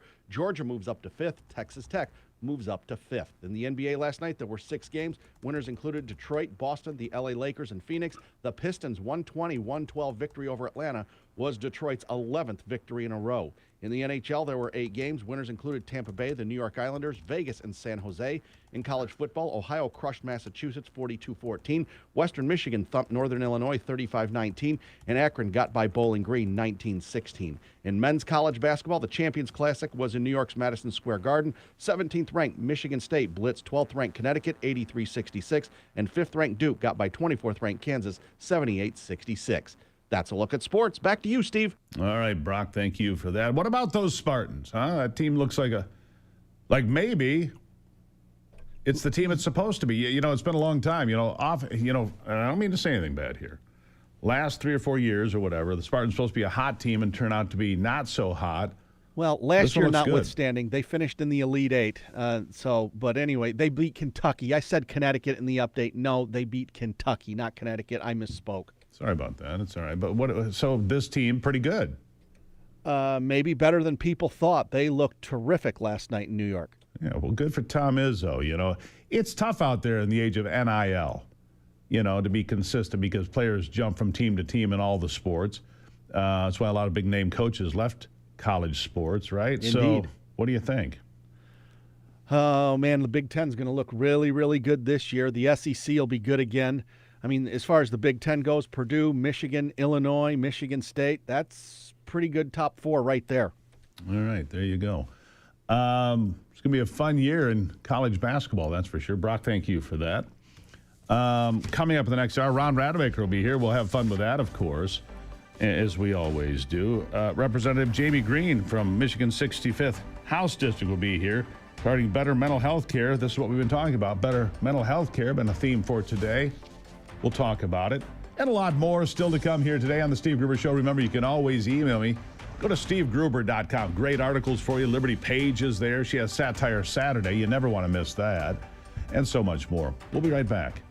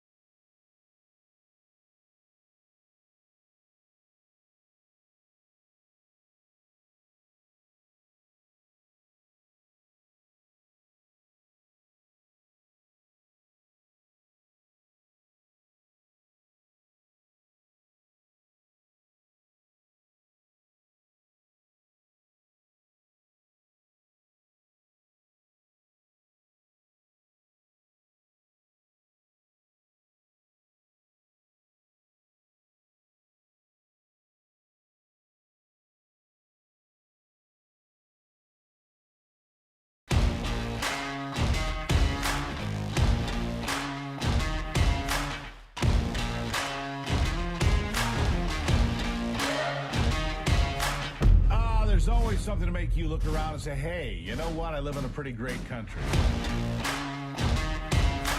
President Trump is calm, on point, on his game. And unlike the last guy, he is competent and coherent. Come on, man. We're not bending the knee anymore. We're here to take a stand for God and country. This is the Steve Gruber Show. And let's kick off another brand new hour here of the Steve Gruber Show in the shadow of Detroit. Glad to have you along for the conversation. Another day of excellence in broadcast. That's right, fighting for you from the foxhole of freedom. We do it every single day here. 3 big things you need to know this hour. Number 1, in Wexford County, a woman is missing. She's pregnant and she vanished. Rebecca Park. We're going to have that story in just a moment. Number 2, some lawmakers in Michigan want verification from the Michigan High School Athletic Association that a boy is eligible to play in girls' sports. They're demanding it. We'll talk about that. But first, we start here. Number 3, citing an insurrection. That's the headline at Michigan News Source. Alyssa Slotkin and other Democrat colleagues telling military personnel they must refuse illegal orders. Sounds like baiting an insurrection to me. Alyssa Slotkin, Democrat senator from Michigan, among those. In fact, I want you to hear exactly what they said. Here it is. I'm Senator Alyssa Slotkin. Senator Mark Kelly. Representative Chris DeLuzio. Congresswoman Maggie Goodlander. Representative Chrissy Houlihan. Congressman Jason Crow. I was a captain in the United States Navy. Former CIA officer. Former Navy. Former paratrooper and Army Ranger. Former intelligence officer. Former Air Force. We want to speak directly to members of the military and the intelligence community who take risks each day to keep Americans safe. We know you are under enormous stress and pressure right now. Americans trust their military. But that trust is at risk. This administration is pitting our uniformed military and intelligence community professionals against American citizens. Like us. You all swore an oath to protect and defend this Constitution. Right now, the threats to our Constitution aren't just coming from abroad, but from right here at home. Our laws are clear. You can refuse illegal orders.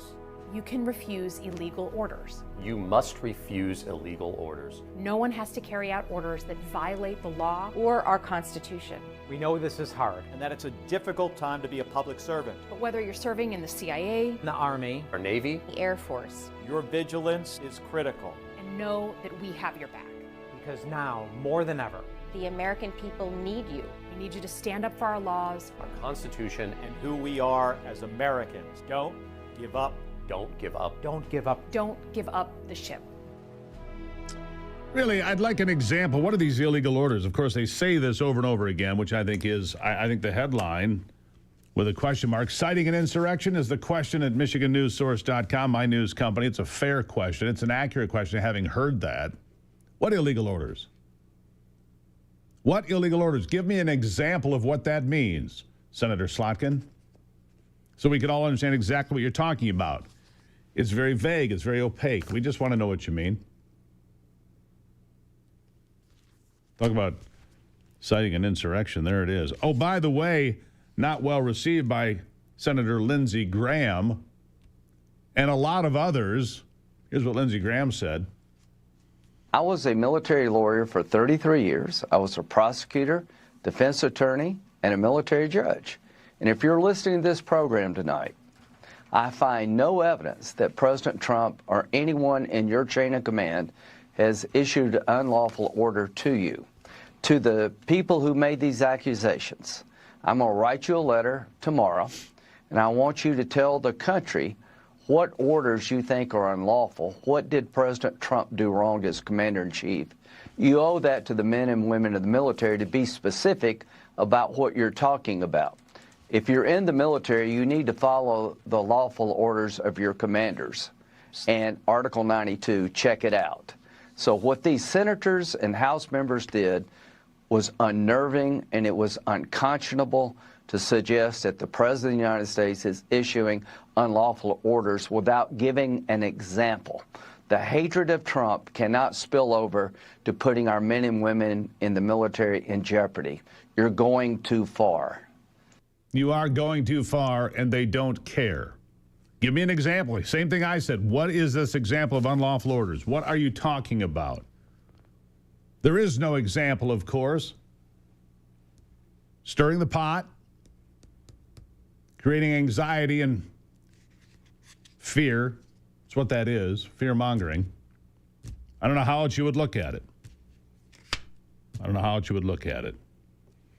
State Representative Donnie Steele from Orion Township, along with her Republican female colleagues, asked the Michigan High School Athletic Association Tuesday to immediately verify whether a transgender student playing on a girls' volleyball team has the required waiver approved to be eligible or play, or to remove the boy from the state tournament. The boy playing on the female Ann Arbor Skyline High School volleyball team named to the conference's first team All-League. We want answers here.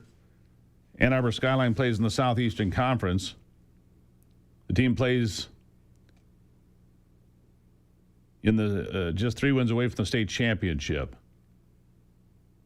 Michigan News Source has the name. They're not publishing it.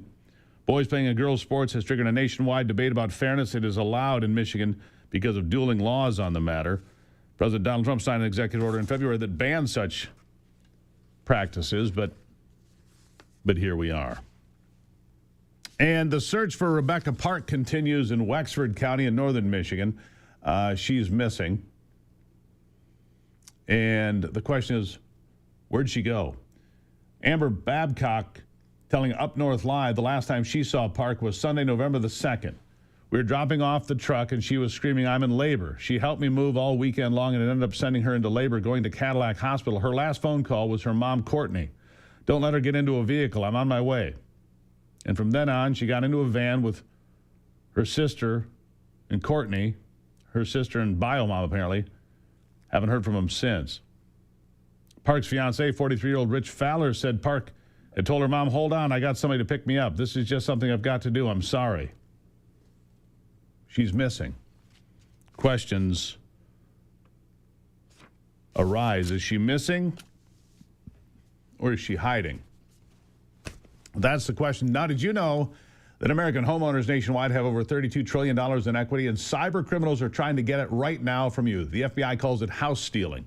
Your house alarms, your doorbell cameras, all that, they don't work against these kinds of thieves because they're not after your stuff. They're after the equity in your home because you've been paying your mortgage all these years. If your title isn't being monitored, scammers can transfer the title of your home into their name using a document they filed at the county and then take out loans against the home or even sell it behind your back. And the scariest part, you won't find out until collection or even foreclosure notices start hitting your mailbox. But by then, the damage has been done. The best way to protect your equity is with triple lock protection from our friends at Home Title Lock. Triple lock protection, 24/7 monitoring, alerts of any changes, and God forbid, if the worst happens, restoration services at no out-of-pocket cost you up to $1 million. You can check on your home's title today and make sure you're not already a victim.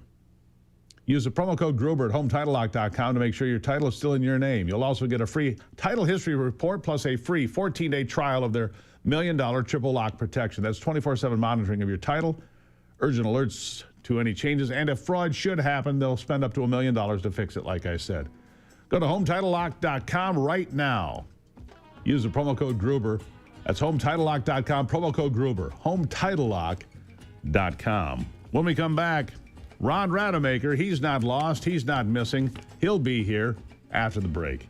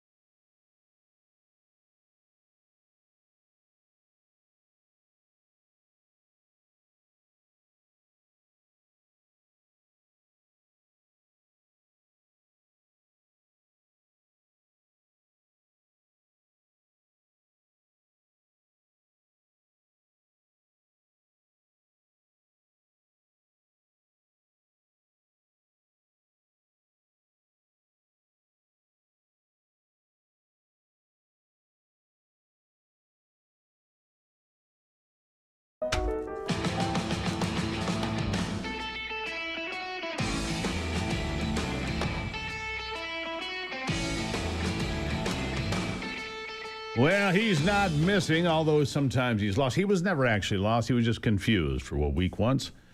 Yeah, he wanders around in the backwoods, rain or shine, doesn't matter. He's a Four Seasons kind of guy. Ron Rademacher with me. Ron, how are you? Steve, just terrific today, man. So good to hear from you. How you doing? I'm lovely. Thank you for asking. Just lovely. Hey, it is great. cold. What did you say? It's 23 degrees where you are? Yeah, 22. Yeah, it was And 20. Crispy. Yeah, it was 20-something here. Whatever it was. It was chilly. Better for deer hunting than it was on opening day, I'll tell you that. Of course. How's the hunt been down your way? It's been great up here. Let me tell you this. I was going to go out yesterday, back to the property here, and all of a sudden there's a knock on my door, and Ivy says, oh, yeah, we've got somebody stopping by. All right, 4 o'clock in the afternoon. I'm like, really? Really? As we're standing there talking to the guy at 4:30 now, 4:40, he goes, oh, look, there's a buck. I look at my backyard. Here's a nice big buck walking past my stand, and I'm like, okay. That happened last night. That's a great and very typical Michigan deer hunting story. Yeah, there it is. What do you get out of it? Nothing. Why are you having visitors an hour before dusk? I pointed that out to Ivy in a note. Do not schedule me after 4 o'clock until Christmas. Yeah, there you go. There you go. Yeah, so it's the best buck I've seen on this property in the 4 years I've lived here. He walked through. He didn't stop. He just walked, looked at a couple of does, kept walking. So chance of seeing him again is limited. Anyhow, what's on your mind today? Yeah, somebody probably popped him as soon as he left your Ron. property. Thanks a lot. All right, I'm always here to help. Yeah, appreciate that. Well, before we get to the road trip of the week, I'm all excited about. I do have some listener shout outs here I must do because we were down in Mason for 3 days, and since Saturday was High Holy Day, the place was full of women. I mean, there were very few men, but the women hunters were there. But there were some men, so we had a lot of people stop by. Pam from Mason stopped to say hello to you. Oh, she and did. Tracy came by to say hello. And Tracy, thank you very much. She sent me a link to all of the equestrian-friendly trails in Michigan. We're going to be able to use that. So thank you, Tracy. Diane came by. They both wanted information, Steve, details on the curling trip. I hear that. I've been getting emails on that myself. Hey, Lisa from Leslie came by. Let me finish these, and then because we got more on curling. Right. Martin Church came up from Ypsilanti. Jim and Kim Boston from Rives Junction. I mean, you're popular down there. And then Colette from Holt and her friend Sabrina from Detroit, they came by. These two dolls claim that they are going to form a curling team and will take all comers if you put on a tournament. So won't that be? Well, there you go. I mean, you got to talk to the folks at the curling venue. I don't know. Oh, wait a minute. No, you're the guys who are scheduling this. Well, I understand that, but I don't. These are your friends. I mean, what if we show up with 100 people? Well, that's what they're hoping is that you will actually show up this time, Steve. Not to mention, I will put in the call to the Lewiston Curling Club and say, okay, you guys still trust me? Because he says he's going to do it this time. He swears he'll do it. So we'll see about that. All right. A lot of people came by. Thank you all so much for coming by. And I will tell you, probably won't be until January because of our schedule, but I think that I will call the Lewiston Curling Club. Absolutely. And I've got the same situation. It'll be January, February, somewhere in there before. And we'll have to see what the schedule is at the to get the rink or the court, not a rink.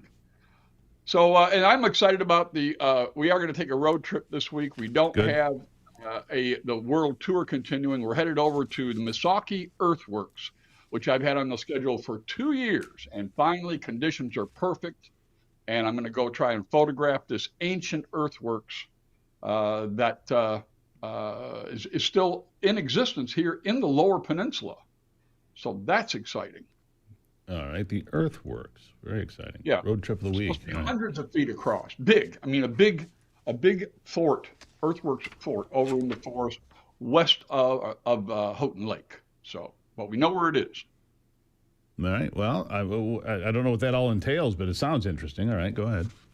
Yeah, if you like these old ruins and history and things. It entails a lot of tramping around in the woods and referring to old records. We've got it. So we got a lot of now for the other stuff we got going on. St. Joseph is having their annual luminary this weekend. If you've never been to St. Joseph, they light it up just right, and that's a great downtown for shopping down there. Lansing, Silver Bells in the city. I know one of your favorites. They're going to have the parade and all. Been the many tree times. lighting. Yep, been there That's many going on. times. Yeah. Yeah, great time. Rochester Hills is going to light up the village. And of course, that's also near Rochester is where they have the big bright lights. Oh, Rochester. We've got Marquette, too. If you're going to be in the Upper Peninsula, they're having the holiday laser light show down there at the big ore dock. I know you've been up there and seen the big old ore dock that Sure sticks out. have. Gigantic structure. Well, they have a laser light show for that. And finally, Grand Rapids, the International Wine, Beer, and Food Festival is the 21st and the 22nd. So when you need to get warmed up from being out there running around, you got some wine and beer for you there. There you go. All right, so you missed Nice- one. Did nice you holiday say? week. Did you throw Canton in there? Or did we miss that one? I missed Canton. I don't know how I could have missed Canton. It's, but yeah. Oh, yeah. Listen, I don't know why it's not on one sheet and not on the other. But thank you, Steve. Very good. I'm here to help. Holiday Potters Guild Market, 20 different potters, and this is down near Dearborn Heights, is where Canton is. For those who don't know, and this is a good show. I've been to this one. If you're looking for gifts, everything that these potters do is terrific. Vases, sculptures, mugs, bowls, bird baths, fairy houses. I just made some bowls in the Potter's Wheel when I was in Charleston, South Carolina. Ivy took me for a little surprise. I loved it. I love having my hands in clay. I do. Really? Are you good at it? Yeah, I'm pretty good at it. Yeah, I am. There's a talent to it. I mean, you know, you can throw a lot of clay in the wrong direction. So Yeah, I've done that my whole life, but when it comes to the wheel, I got it. I got that. MichiganBackroads.com, MichiganBackroads.com. We're going to figure out the Lewiston Curling Club deal. Like he said, January, February. We'll do it, and we'll see if we can have a turnout of folks up there. Ron's bringing the beer. Thank you, Ron. MichiganBackroads.com. MichiganBackroads.com. Call in today. I'll call today. Ask them how many they can accommodate. All right, we'll see you next week, Ron. Goodbye. All right, brother.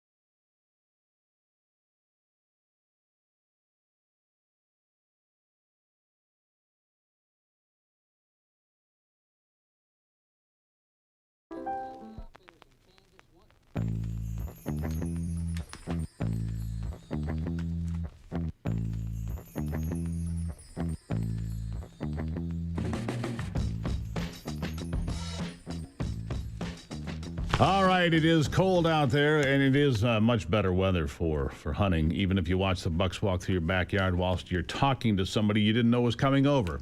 Okay, so I'll get over it. It'll be all right. Anyhow, so that's what's happening there. Update on the Epstein files for you here before we get into some other items on the agenda, and that is that it passed the House. It also got quick approval in the Senate, so it's on its way, my understanding, to the president's desk. I just don't know when that's going to happen, and I'm not sure what they're going to get out of it, but that is happening as the push for the release of these documents is accelerated. Now, look, for Bill Gates, for Larry Summers, for Hakeem Jeffries, for Stacey Plaskett, and a whole host of Democrats, this is not going to be good news. They pushed so hard for it to come out. Hakeem Jeffries was one of the loudest voices saying, oh, we got to release it, got to release it, got to release it. Now we've learned from one of these series of emails that Hakeem Jeffries got money from Jeffrey Epstein. for his 2013 campaign, maybe more, but we know that for sure.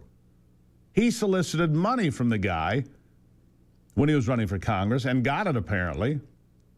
We're waiting for more information to come out. Stacey Plaskett, the Democrat member of Congress from the United States Virgin Islands.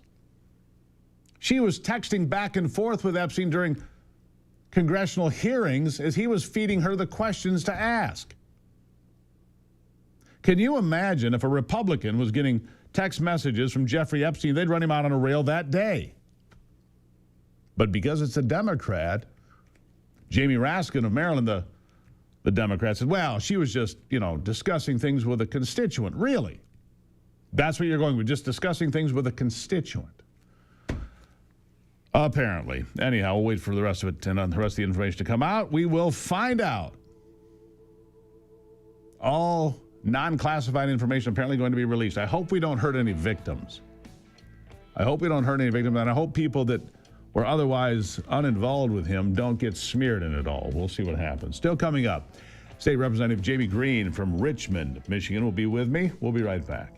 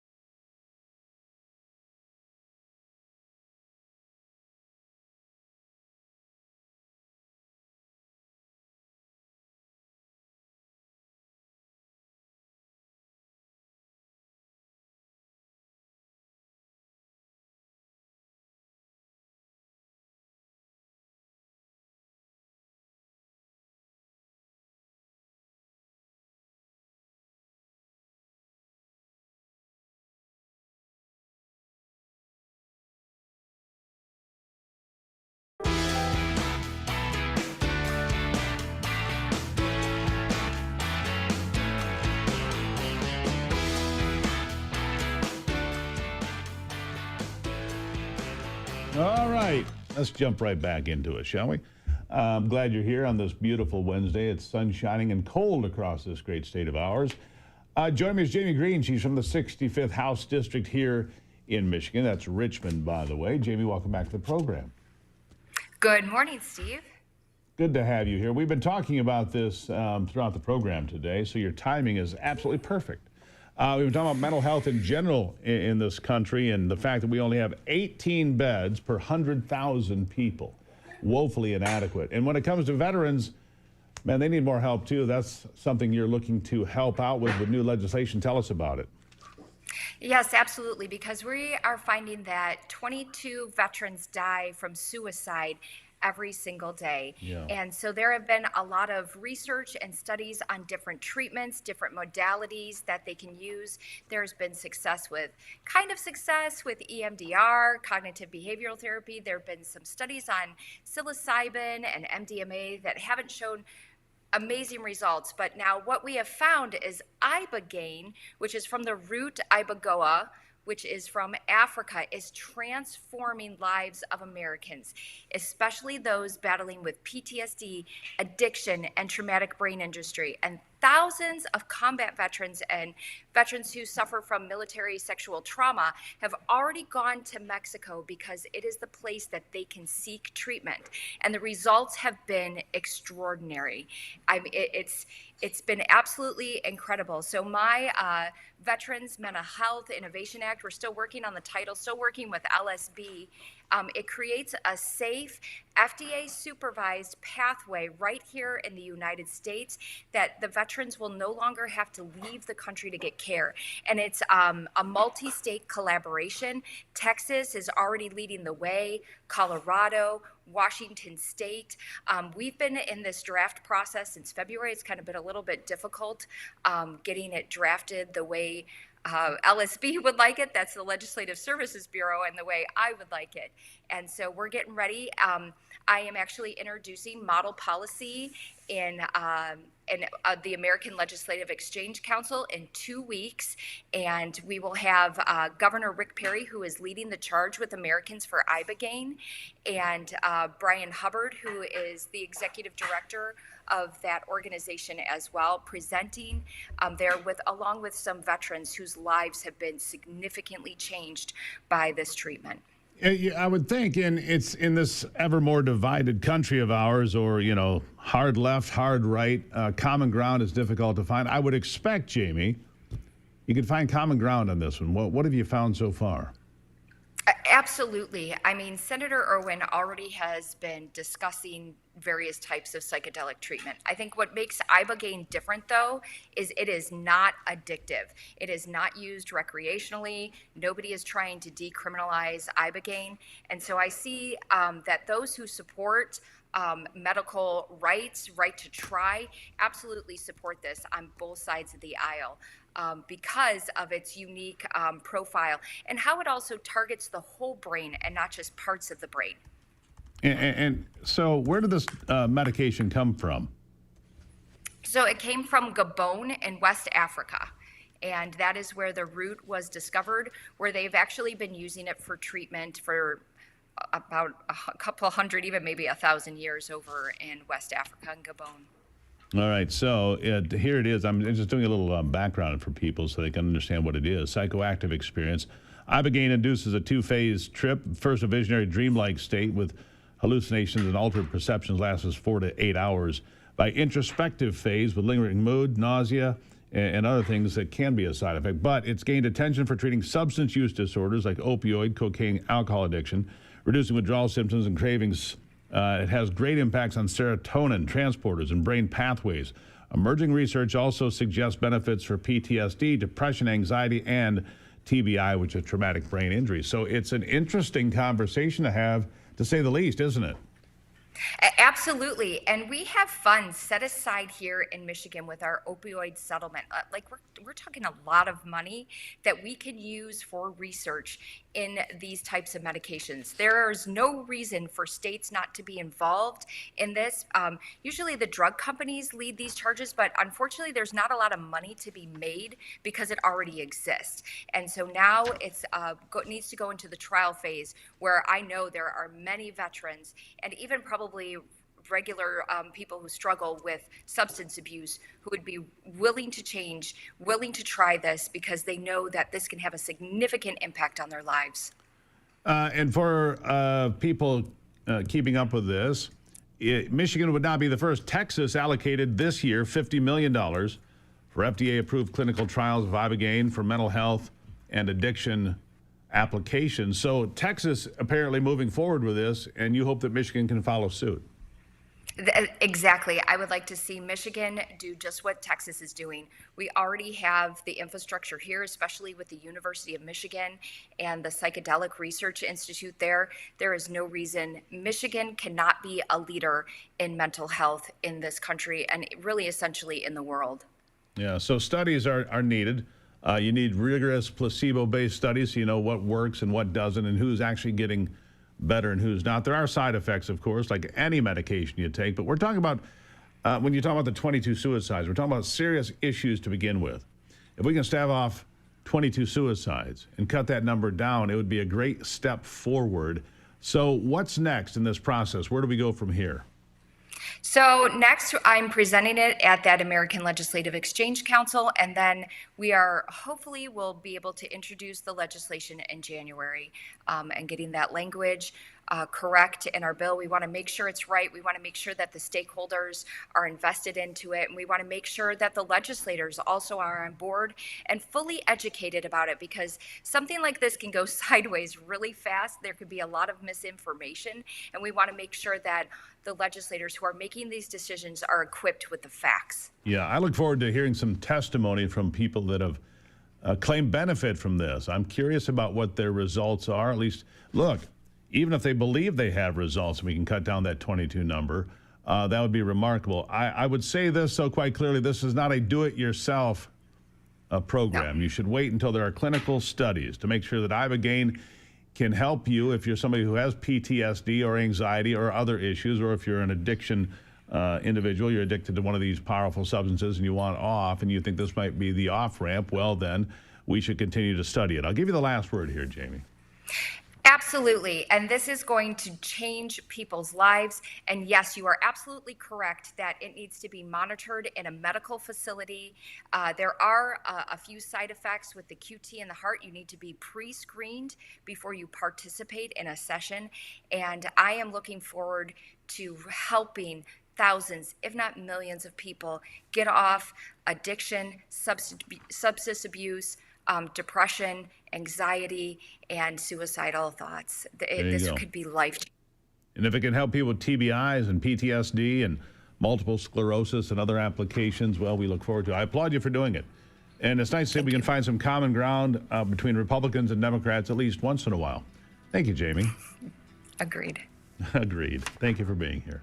All right, I'll take a break. When I come back, my medicine will be here. Her name is Ivy. And she'll be here after the break on The Steve Gruber Show.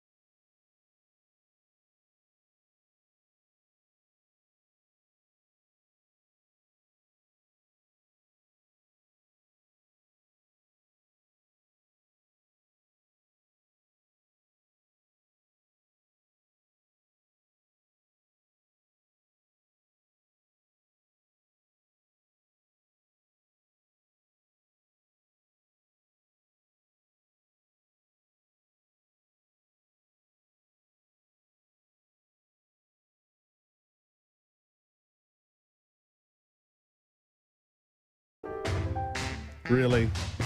That's going to be our excuse of why it's being delayed again? Tell that to the people.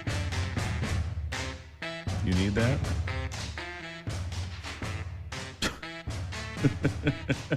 All right, welcome back to it. I think Ivy's entire file just hit the floor. I don't know if it was intentional or not, but she's here with me with a big smile on her face, as she always is. Ivy, good morning. Good morning, Steve. Do you mean to drop that? No. Okay. But that's okay. You good? I'm good. Good. Yeah. Yeah, she's my scout right now because she can check her right shoulder and tell me if there are deer in the yard. No deer currently. No, Ivy scheduled me a meeting yesterday at 4 o'clock that I knew nothing about. I was getting ready to go out and sit in my stand. And there was actually a decent buck out there, Yeah, thanks. it's hard to say. Yeah, a big buck walked through. Well, I was talking to some guy that I didn't anticipate coming because we don't schedule meetings at 4 o'clock in the afternoon in November. Yes. Right. You're right. I'm not bitter. Maybe a little. Oh, is it too early to start playing Christmas music? Yes. Yes. Oh, come on. Why? Why? You know, we got a friend of It ours. is a little bit too early, guys. Oh, my gosh. Am I outruled 3-1? This is just complete. Well, you'll get some support. If you support Ivy and Christmas music before Thanksgiving, send me an email at stevegruber.com. We'll let her know the people still love her. Christmas music should not be played until 6 p.m. Thanksgiving night. Oh. Apparently hard and fast rules I've never heard from it, Brock. so specific before. 6 p.m. when you're laying there on the couch thinking, well, the Lions were going to make the playoffs, but not this year.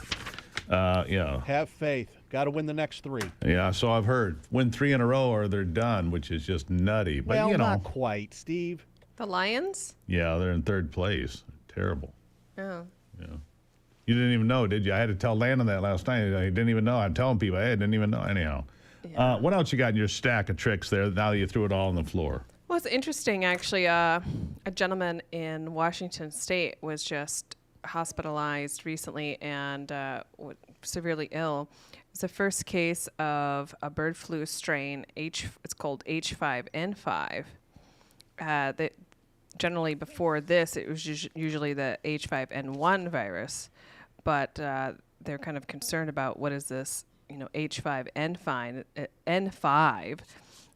new strain, new virus. I mean, that's what viruses do, right? They mutate. Evolve and mutate. So that's right. Never seen anything like this in humans. This is actually been seen in, birds and things like that before, but not particularly in humans. So watch out. We'll see you have, a whole another vaccine. Pandemic time. Exactly. Fear. I find it interesting, though. I do find it interesting. Yeah. So so Epstein files, the bill is going to the president to sign. I don't know how they somehow last night they just pushed it through in the Senate. I don't know if it was unanimous consent or what they would call that, but yeah, it's on the way to the desk. I don't know when it arrives there. Mm-hmm. He says he's going to sign it, but look, you've got Bill Gates, Bill Clinton, Larry Summers. Didn't he just resign? Did you see that? Yeah, Larry Summers because he's got a 7-year ongoing email thread back and forth with Jeffrey Epstein getting, get this, relationship advice from a pedophile human trafficker. I mean, it wasn't like it was a secret at this point. Now, this goes up to I just don't know. before Do he people died. actually really care about this? I think some people are like, don't we have more governing to do in the country? Like, why are we paying so much attention? I mean, I understand there are victims and that's terrible. And maybe let's get to the bottom of that. But aren't you concerned that Stacey Plaskett, the congresswoman from the United States Virgin Islands, a Democrat, was texting back and forth with Epstein during congressional hearings in 2019? He was feeding her the questions. And the Democrats have the nerve to stand there and say, it's the Republicans have this bad problem. Republicans don't have a bad problem. If it had been a Republican texting back and forth with Jeffrey Epstein, he'd have been fired before the sun set. Yeah. 100%. And it would be all over headline news. They'd be covering on MSNBC and Chicken Little News and the Washington Post and New York. That's all they would be talking about. I don't know if you saw this, but there have been a bunch of folks online who are saying that Melania had a relationship with Jeffrey Epstein before. Oh, good Lord. She was involved with Trump. And I'm like, I'm looking forward to seeing that lawsuit because I don't think Melania plays any games. She's like, you start to talk this complete nonsense about me, I'll just shove a lawsuit up your butt. Here's the lawsuit I'm looking for. It's Senator Chris Murphy of Connecticut, who went out 2 days ago on social media and posted a video saying, it's clear Donald Trump is the center of a child sex ring. Really? Okay, Sue. I would just hammer him. I mean, you can't just say things like that. Look, we have a couple of good attorneys. Esquire Bob. Hey, Bob, can I go say this? Absolutely not. You can't say those things. Exactly. It's so far afield. Completely false. Look, I played a clip on Monday of this week of Donald Trump right after he announced his run for presidency in 2015. And he stops and he talks to some guys at Bloomberg. It might have been at CPAC, something like that. Anyhow, and he says, Bill Gates and Bill Clinton, they have a problem here with this island, right?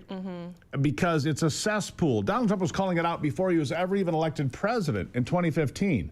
Donald Trump has been credited by the attorneys from the victim saying he was one of the only ones that when subpoenaed said, hey, how can I help? What do you need? He was the only one. Yeah. And I still think that a majority of people, I mean, of course, you have your talking heads that are making this a big deal. Sure. But I think average Americans are more concerned about the price of things, affordability, safety in their own towns, how their own community is being affected by what's happening in Washington or statewide politics. I really don't think that this is as big of an issue as everyone's making it out to be. Well, hold on.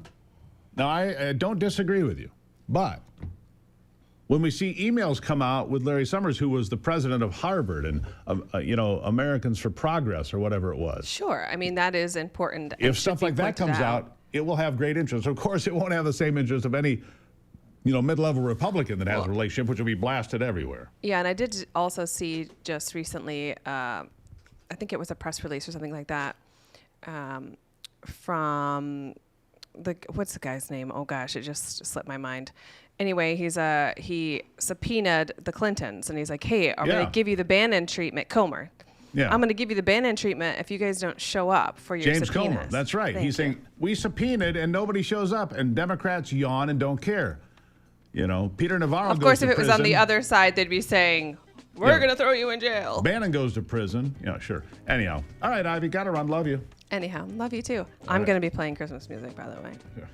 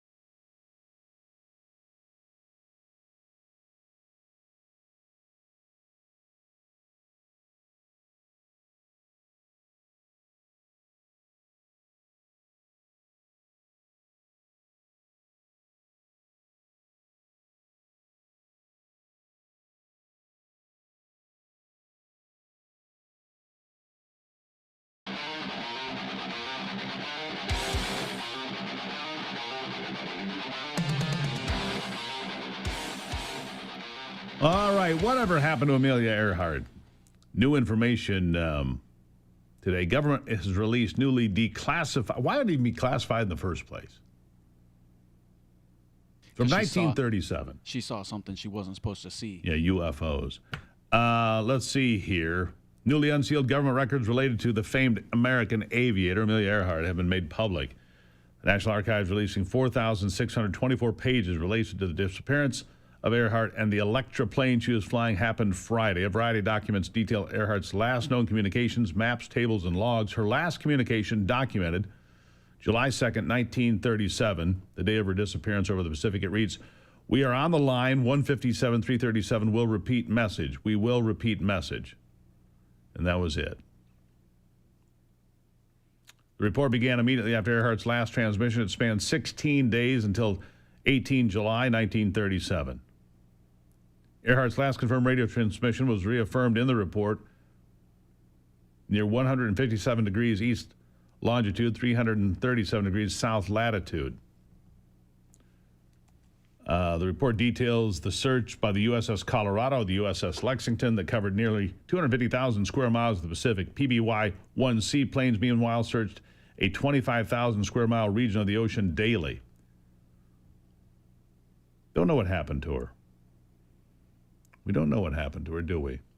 Purdue recently displayed an expedition to search for Amelia Earhart's missing plane in Nuka Maroro to next year due to issues with permits as well as hurricane season concerns. McKean Reef contained unusual debris, while the search team saw a dark object, possibly wreckage at Sydney Island Lagoon. A section of the Navy report notes there were 7 credible distress signals detected between July 2nd and July 6th. 2 were logged near Gardner Island in support of the Nuka Maroro theory. Lockheed Electric performance charts show the Navy recalculated Earhart's fuel endurance at 20 hours and 13 minutes. Anyhow, I don't know. Amelia Earhart, I'll leave you with that today. Fight the good fight, keep the faith. God bless America. I'm Steve Gruber. This is the Steve Gruber Show. Remember to work harder and be better.